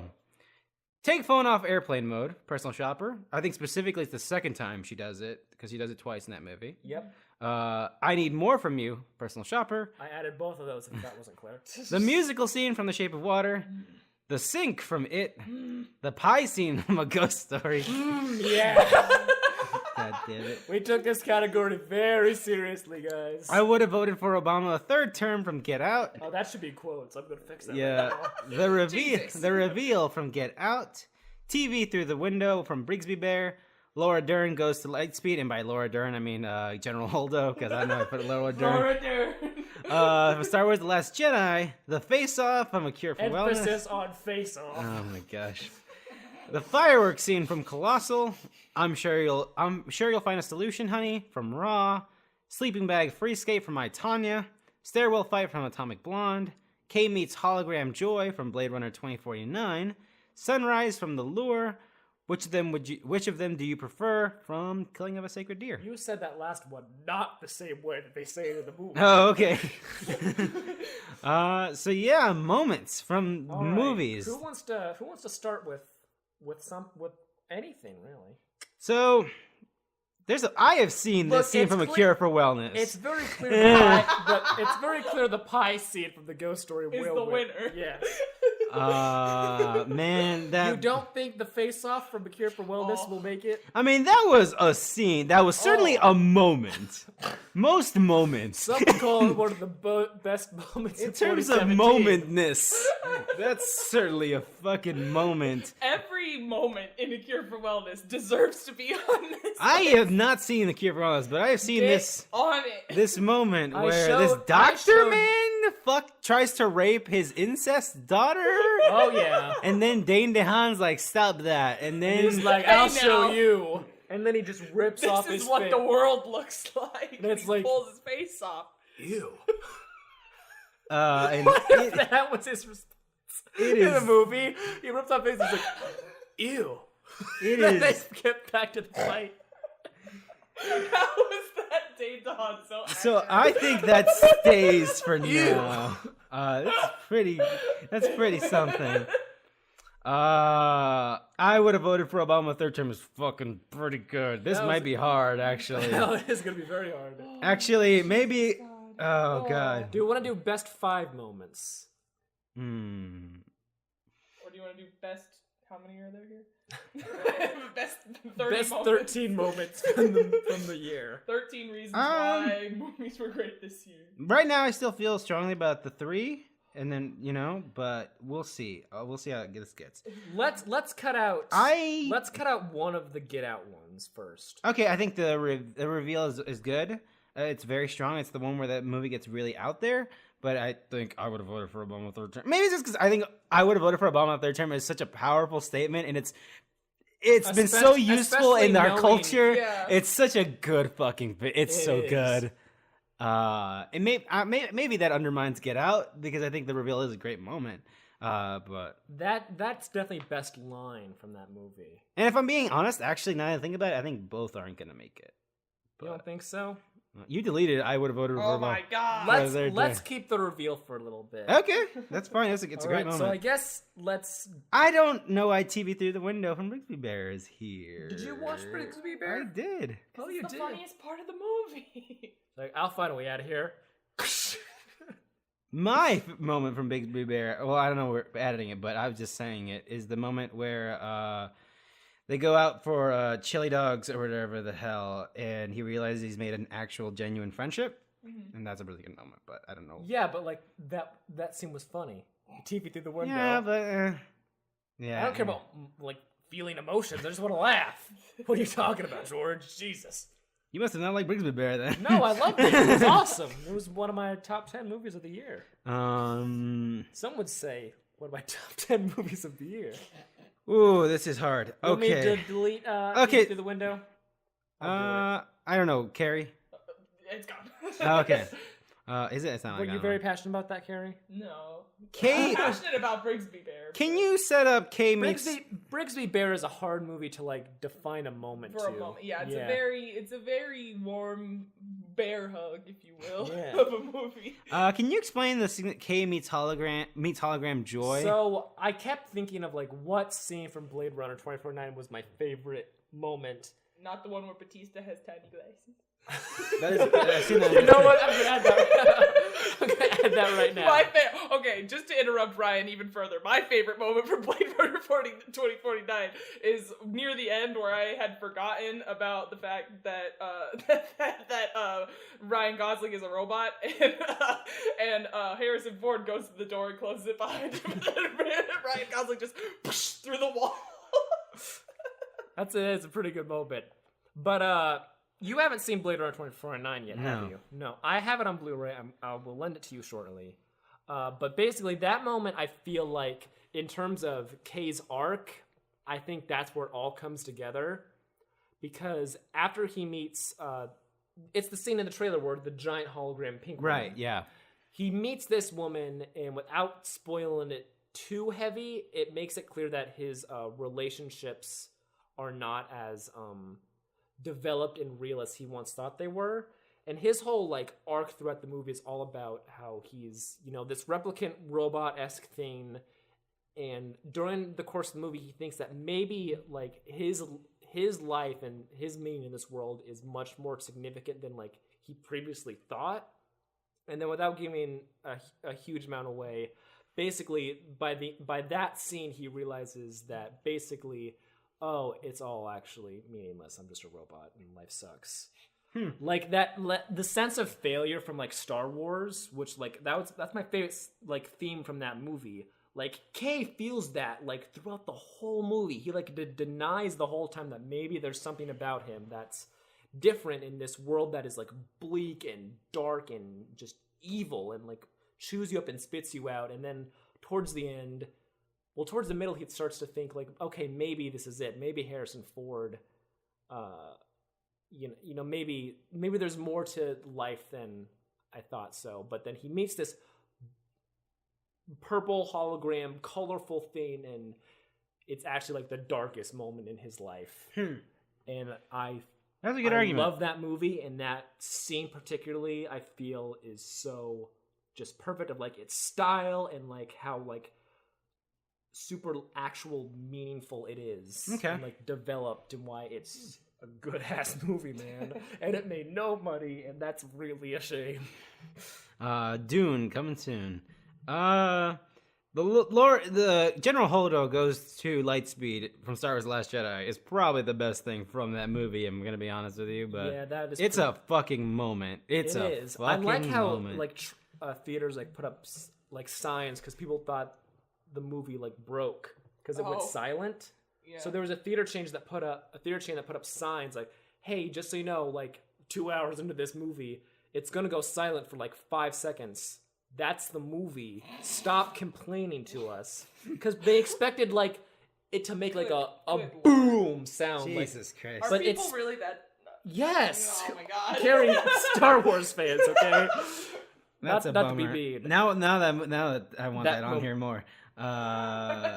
And like the silence of that scene is like what really kills it. Yeah. It's so good. Oh, this is hard. Oh, I know, fuck. right? I don't know what to cut. Maybe I should delete one of my personal shopper ones. And, Maybe. and since you guys hate the movie so much, take the phone off airplane mode. That is like... Personal shopper is occasionally very scary. And that's what I love about it, because it perfectly balances like the drama and like fear and puts it in like a realistic world aspect. And that like movie... And that scene from the movie is this, like, there's no ghosts, there's no weird things. It's just she takes her phone off airplane mode and she gets this insane string of texts that is just terrifying. And, like, if you were a person who received that, you would just fucking shit your pants in real life. It's crazy. But also, I Need You More. Carrie needed explanation when I added this. It's basically the second time she's in Lewis's house, and the faucets are turning off and on, and she's just like... Oh, right. And she turns the faucet off, and she's like, I need more from you. And it's... I love that scene, because she's just wandering around the house, like, and giving this rant about why she needs this sign from her brother, and why it's important. And I think that's her best, like, acting... In terms of acting, best scene in the movie, because she goes through all these emotions, and it ends with the scene with the barfing ghost. And holy shit, I love that movie so much, and you guys are such haters. Yeah. I thought this moment was something else, and now that I know that's that moment, I don't like that moment. But Oh, you don't? What moment did you think that was? I don't know. The ending scene or the... I don't know what I thought it was, but The scene with the orange juice when she meets the man's, her sister-in-laws? I guess they weren't married. Her brother's former girlfriend. yeah, I saw that the boyfriend. second time I watched it. And that was a Okay. good. I think I don't know what if I was in my movie. I don't know. I don't feel strong about that. That's just me though. I prefer. I guess. Well, those two moments, I prefer take a plane. Wait, which was the one you were gonna cut? I personally like I Need More From You. Okay. I think that's more about like what the movie's about. That's true. I think Take Your Phone Off Airplane Mode is like the best like scare from the movie, especially since it's such like a realistic thing. Mm-hmm. But I mean, it's up to you guys, because I love both. I love that movie. So like, as long as it. I would go for I need more from. I feel I would go for I need more from you, but. All right, Carrie, what do you say? Also, my phone's gonna die, so whoever chooses, cut it because I can't cut anything. Oh, jeez. All right, Carrie. This is my nightmare. I don't know. Like you like the movie. I do like the movie. So, but what would you say is your favorite moment from there? I like. Or maybe not even from if there's another moment from this movie that you think is stronger. What about the part where like, listen, the part where she puts that dress on is fucking good. It is good moment. I think that should be on here personally. If we want to make that the moment, I'm fine with that. Yeah, you can put that on there. I feel I feel strongly. It's a very good moment. All right. The only moment will be the So we're cutting these 2 moments to add another personal shopper moment on there. Where she puts on the sexy harness dress. Oh hell yeah! Dress up. The dress up scene from Personal Shopper. All right, we did it, guys. Let's move on. We cut 1 and added 1. We cut 2 and added 1. I think the Atomic Blonde stairwell fight doesn't hang here, but it's a fucking phenomenally done it's the scene. best scene from that movie. Yeah, it's so well done. I remember watching that and I felt exhausted. Yeah. Just because, there's no music. I was it's just tired happening for her. Yeah. And I was like, Jesus. Yeah. By the time I was like, Jesus fucking Christ. Yeah, we can cut it though. It's a great moment. Okay. Let's see here.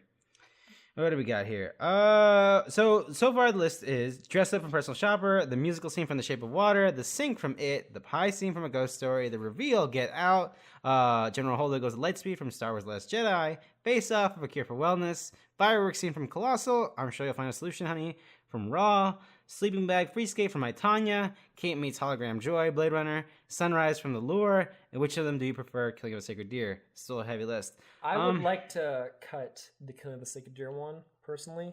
Carrie, I know you love that. Have you seen the movie? Yeah, I have. Okay, so you know the movie. It is a good, it's the most that movie moment. Like, feels like You don't want to watch it, right? I don't think I will. So basically what happens Spoilers is, for a movie that's alright. Movie that I fucking love, so base it off that. So basically Colin Farrell is this heart surgeon, and he has this relationship with this teenage boy, and it sort of sets it up where you think that it's because this kid wants to mentor under him to become a heart surgeon. But then, as the movie goes on, you find out that that kid's dad died on Colin Farrell's operating table, and it might be Colin Farrell's fault that his dad is dead. So the kid wedges this mysterious kind of. They don't explain it ever, but he basically puts a hex on this family, and he's like, it's only fair that since you killed a member of my family, now you have to kill a member of your family, and so. One by one, each member of your family is going to lose feeling in their legs, stop eating, bleed from the eyes, and then die. But if you kill one of them, then the other ones will survive. But if you don't kill any of them, they'll all die. So it's basically the rest of the movie after that is his family trying to convince him not to kill them. His family vying for him to not kill them. And he's just this chicken shit cowardice man, and nothing's ever his fault. He's got such clean hands, because he's always just he has blood on his hands, but he takes his doctor's gloves off and the blood's gone. But, so there's my favorites, there's a lot of really awesome scenes in this movie that I love, but I think the most accessible scene is where he's going to the kid's school, and he's talking to the principal, and the principal is well, your son's very good at physics and math, but your daughter's very good at English and history, and she's also got a natural thing for music. And then Colin Farrell's like, well, which of them do you prefer if you had to choose? Oh, okay, gotcha. That wasn't going where I thought it was gonna go. It's so funny. Okay. So it's just this absurd, it's so weird. This absurd movie, and no one has any emotion when they're talking about this. And I think that adds an interesting layer to the movie, because they're all deadpan, and it feels like people who have never acted before, but they're doing a first Colin read Farrell. through. And so there's this emotionless delivery over these fucked up things that are happening, and so it just conveys because both Colin Farrell and Nicole Kidman are doctors, and so it's there's this whole clinical nature to it where they're delivering it without emotion. It's just so fucking funny. It's so good. I love it. So you want to keep it? Well, I know that if you don't like the movie and George hasn't seen it, so I don't think that it would be gonna fair. hang. Okay. All right. Are we gonna? I love the pie scene from The Ghost Story. It is honestly one of my favorite moments of the year. And I was actually watching it recently because I was like, how long was that? And then I watched all of it again. I was like, oh, yeah, that's pretty good. And it's so... Is it top 3? In my personal opinion, the 5-minute sequence... It's a very important scene. It is. 5-minute scene, Rooney Mara eats a pie. She's never eaten pie before in her 31 years of life and has said in interviews, never again. So knowing that information also makes the scene even funnier. But I know George is not very hot on that movie. Yeah, so I don't hate it. I'm fine. I'm fine with getting rid of that moment. Okay. Great scene. It's a good scene. It's a very good scene. Oh my god, it is. Actually, I don't like the scene, but I understand. Like it's a very. Actually, I hate that. They scene commit to that scene. Yeah. That's what I'm saying. I respect the Rooney commitment Mara to the bit. definitely ate the entire pie. I just love that movie is very important to me. Just the way that it resonates with me in my own life, and I just it's so like to me it's like such a genius move to be like. Have these long scenes that you're watching and you're like, oh, when is this gonna get over with? And then it's like, but if you were a ghost looking at your life and you're like, wow, why did I wish that scene away? Now that we cut the pie scene, and I think having seen it and I know the importance of it, I think we can cut the face off of Kira Whitfield. What do you mean? That's much better. I than can't believe that the face... poignant moment about death. And I also think we can now talk about the sync from it and then cut it. I think it is fucking such a good scene. Such a fucking good moment. It's a moment where I forget her name. What was her name? Beverly. Beverly is she has like sort of one of the Pennywise sort of, I don't know what you call them, illusions or whatever. Yeah, him right. Scaring him. She's looking down her shitty sink. And she drops. She hears voices coming out of it. Right. And it's all the voices of the kids who have died already. And spoilers. Sorry. Kids die in the movie. Sorry. But so then the hair that comes out and grabs her is like the hair that she cut off earlier. And I also love this scene because you're like, well, what's her fear? And you remember earlier in the movie she was buying tampons for the first time, so it's like this blood spurting out. It's like, oh my god, this has a whole nother fucking layer now. And so and her dad being like, you're still my little girl, aren't you? And so it's like she's terrified of becoming a woman, and I'm like, oh my god, that's very good. That I feel bad that we cut it. That's a good movie. I just want some would say the best horror movie of 2017. Some would say the best movie of 2017. Well, we'll get to that on the next podcast. All right, I'll talk about some of the ones that you added. Well, I'm sure you'll find a solution, honey, from Raw. Basically, we don't want to spoil it because I want George to experience that moment. But basically, the last 30 seconds of Raw, if you've seen that, it's a fucking excellent scene. Wait, does that mean we're cutting it? Well, I mean, it's like, I guess Ryan, how do you? For that scene, the movie is such a wild ride, especially when it hits the point where like she starts being a cannibal. Yeah. And like there's a final like showdown, I guess, that like ends in a way where like no one really wins and no one's happy, and it's disturbing and upsetting. And like you feel everything's about to wrap up, and it does, but there's a lingering sense that for these characters, it's still not gonna get better. In fact, it's gonna get only worse. The last seconds of the movie explain why the movie happened, basically. Yeah. And it really just that's probably that and the scene where she first like eats the finger scene. My God. Sisterly good sister friendship. Oh my god, that scene, I hate it so much. But so it's, really good. It's such a good movie. With that argument, I think I am willing to give my piece for the sleeping bag free skate for my Tonya and then cutting it. So if you're not familiar, if you've seen that Tonya, you're not familiar. It is the part where she has her first really big competition, and she does this piece to ZZ Top's sleeping bag, and it is the first time we really see this like character like do her thing. And there's a part early, like later in the movie, where someone mentions like she's like, everything I do is fucking awful. Like the people around me are terrible, and my life's been shitty. But someone says like, skating is like your superpower, and she has this moment, and she just fucking comes alive, and it's so loud and in your face and cool and good, and it's just like, holy fucking shit, man. and then it's juxtaposed with the scene where she goes back to her mom, Allison Janney's like, that was fucking horseshit, and blah blah blah, and she fucking throws the knife at her. It's really good, and I think it's a fantastic moment, and I really like Tonya, but I think I'd rather cut that, and it looks like you already cut it actually. So maybe I don't know, but Oh, the scene from Raw. yeah, I only cut the scene from Raw just because like you haven't seen it.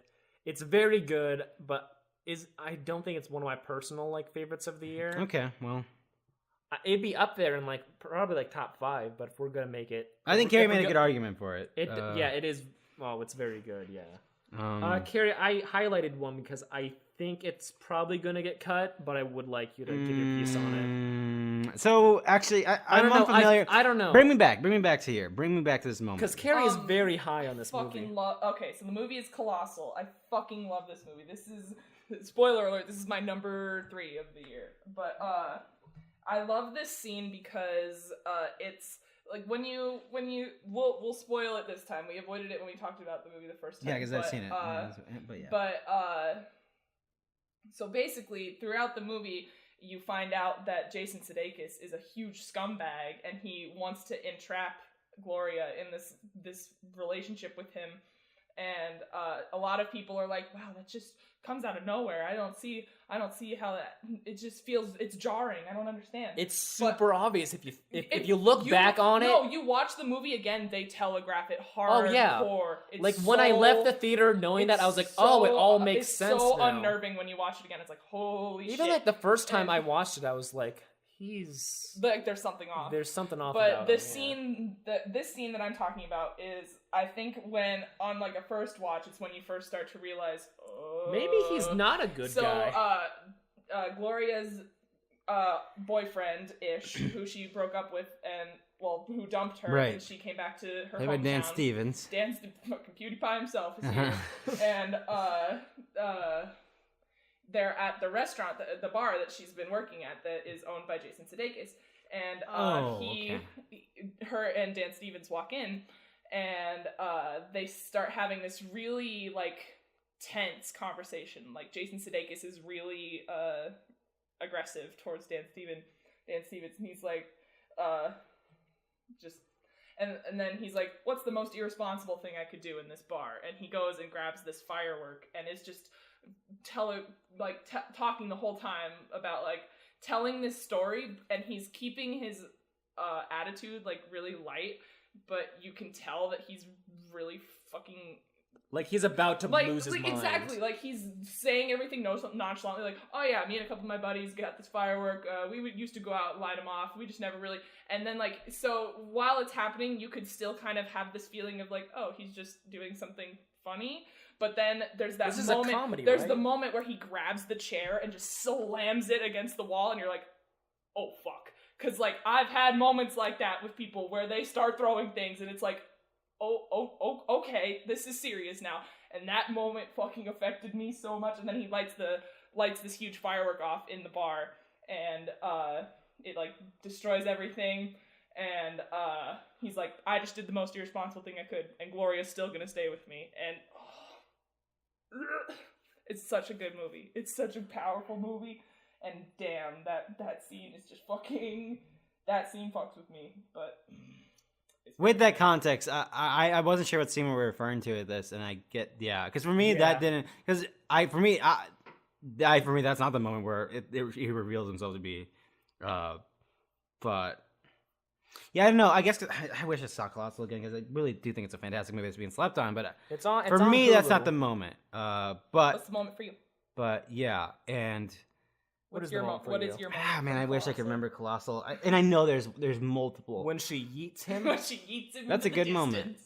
That movie, but that could stay down. Like I was trying to find like the most powerful scene from that movie for me, and I think it's the fireworks. I think that one is definitely at least like of that movie because like it's kind of funny. At least it begins that way. Like it's Jason Sudeikis being Jason Sudeikis, but then like. It turns and you're like, okay.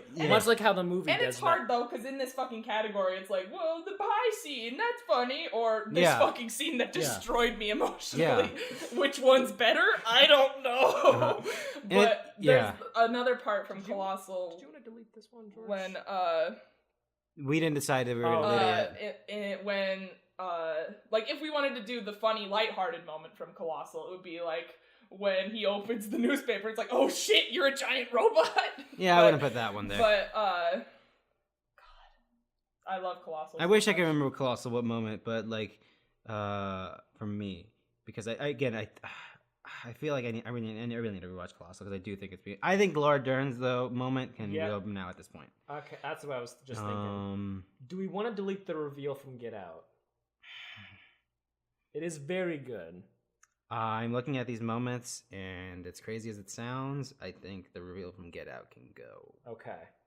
So now we're down to... that's just me. I think we're Now we're down to Dress Up from Personal Shopper, the musical scene from Shape of Water, which we have yet to discuss. Right. The fireworks scene from Colossal. Sleeping Bag, Free Skate, I, Tonya. K Meets Hologram Joy, Blade Runner 2049, and Sunrise, The Lure. All right, I'll talk about The Lure right now. So this is another one where it's the last 30 seconds of the movie, and so I don't know if you guys want me to spoil it or not. Don't spoil it too. How does it impact you? Because you clearly love the movie, so what does that scene represent for you? Okay, well, it's basically the plot of the movie is these two sister mermaids, and they come ashore and get a job in this seedy strip club, basically, and they perform there. And one of the girls falls in love with one of the members of the band that they perform with. So the end, it telegraphs it. You think it's gonna go one way, and then it goes the other way, and it destroyed me. If you're comparing this to the last 15 seconds from Raw, I got fucking hyped when I saw the last 15 seconds of Raw. And then with The Lure, I was watching the whole movie, and I loved it. But I wasn't over the moon about it, and then the last sequence happens, and the sunrise of the scene happens, and then the things that happen because of what happens because of that, and I lost my shit. It's so good, it's so powerful, and damn. Do you think it's gonna hang? Because unfortunately we both haven't seen it. Yeah. Okay, I'm sorry, Carrie. I'm sorry. All right, let's talk about the musical scene from The Shape of Water. It is a fantastic moment. It is. That would normally be overindulgent, but at that point the movie proved itself to be very well executed, and it overcomes a lot of cliches and just really fucking earns every fucking nostalgic fucking... And this moment is this mute woman being, if I can't tell you how much I love you, but if I could, this is how I would do it. Because she's been watching these black and white TV specials the entire movie, and that's what she aspires to. And then she gets that moment, and it's like, oh my god, that. Oh. It's a very good moment. I have a lot of emotion. I feel like that movie, I love that movie, start to finish, and it could have been removed, and I'd probably still really be on it. But I feel like that scene just shows that movie can really do anything and present it in a way that's not ridiculous. Yes, absolutely. Because it's a movie about a woman falling in love with a merman. That's kind of weird. But then there's a musical number, and you walk away and you're like, oh my god, that was beautiful. Every part, they earn it. They earn it, and they work so well. I feel like that scene just highlights how great the movie is overall. Yes. That scene's not going anywhere. I know. It's just that we hadn't talked about it yet. I think Sleeping Bag, Free Skate from My Tonya can go now. It is a fantastic moment. I can go now. It's great. Now we're in the shit. Now we just Dress Up. Ryan, I don't think. Dress Up, Personal Shop. Make it. The musical scene, Shape of Water, fireworks. You did a great argument for it, but you have to choose between your babies here, I feel. Oh my god. Because I don't think I think me and Carrie feel fucking. I think we all feel strongly about the musical scene, but for me, too. That's my moment from this. Yeah. So it's up to me to choose between. Dress Up. So personally. Dress Up is not my favorite scene. Right, because that's ours, right? Yeah, that's true. So if I could just replace Dress Up with, let me just type it real quick, and you guys can read it out loud. The whole movie, Personal Shopper. Now that was a great moment in the movie. When it started and then it ended. I loved all of that. Kind of goes on. That was a bold choice for them to do that. Yeah, no other movie does it. We can get rid of it. Fine. If it'll make you happy, and like we know it's gonna win movie. I wanted that. That was the moment I wanted to get on the list, but that's fine. If you don't feel strong about it, Well, it's mostly just because like that's not my favorite moment. then that's fine. Okay. Do You made a good argument for the K meets hologram joy from Blade Runner. So Okay. I'm done fine. with that. I'm fine with one of my movies being on here. So it's time to what's choose the a winner. I don't feel as strongly as Carrie does with the fireworks scene. I feel as strongly as I feel about the fireworks scene. I feel way stronger about the musical scene. Really? I have a lot of emotions, but Colossal resonated a lot more with me personally. But the musical scene was just like out of nowhere, and it made me so happy. Yeah, me like, too. This is me choosing between which, like, they're both powerful scenes, but the fireworks scene made me really sad. Right. And then the musical scene made me really Same happy. here. It's so fucking good. I'm so glad they did So I'd it. rather be happy than sad. Ryan. Personally, I like the Blade Runner scene more. Okay. But like I'm all for giving it to the musical sequence in Shape of of Water. Yep. All right, looks like the winner is I can't write here. I don't know what I'm doing. Winner is the musical scene from The Shape of Water, followed by runners up fireworks scene from Colossal and K meets hologram joy from Blade Runner 2049. That was probably the hardest category. That was the hardest one. Yeah, we cut some stuff. We made some decisions there. We added things. We did add it. Personal shopper nowhere on this list. That makes me very upset, even though, you know what, let's just add it back. Let's just add it back. The whole movie, Personal Shopper. I even like that moment where she's talking to the dude for That the is first time. very Never good. for that moment. But we're not going to go back. So they're done there. Best moment. So let's run down this whole day here. Best style winner, Blade Runner 2049, followed by Shape of Water and Killing of a Sacred Deer. I forgot about that. Best horror movie, It, followed by Raw and Get Out. Worst movie, Mother, followed by Split and The Babysitter. And best moment, the musical scene from The Shape of Water and fireworks scene from Colossal and Kate meets hologram joy from Blade Runner 2049 and nothing else. That's the entire And the whole movie, Personal Shopper. The entire movie, because it's perfect. And we all agree with that. That's the best part of My Friends. We all agree that it's a perfect movie. Next day, we have more categories. Thank you so much for joining us for this day one of our Best of 2017 deliberations. That was fun. That was good. I had a fun time, y'all. That's true. Yeah. I don't think anyone got hurt too bad. On day two. No, I'm not gonna go home and cry. On day Yes, I am. 2, we will be discussing the most disappointing movies of the year, the best surprises, the best performance, as well as we will make live the top 10 movies of 2017. That's the gonna one. be- That's We going to be are a very- 4-hour episode. I'll tell you what, We are man. very opposite on that one. But It's very clear. Let's just give it a Personal Shopper. All right. Well, with that being said, if there was a movie on here that you're really curious about, I will add them to the show notes, link to like their IMDb, so you can look them up. Because I know sometimes we can talk like The Lure isn't the most known movie, but you should know about it. So if there's anything that you missed, and obviously I'll run down these winners on the description. But yeah, stick around for day 2.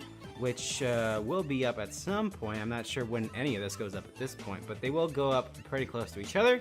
I was your host, George Cruz. You can find me at Twitter at jcruzalvarez26. Ryan, where can people find you? At Frying Pans on Twitter.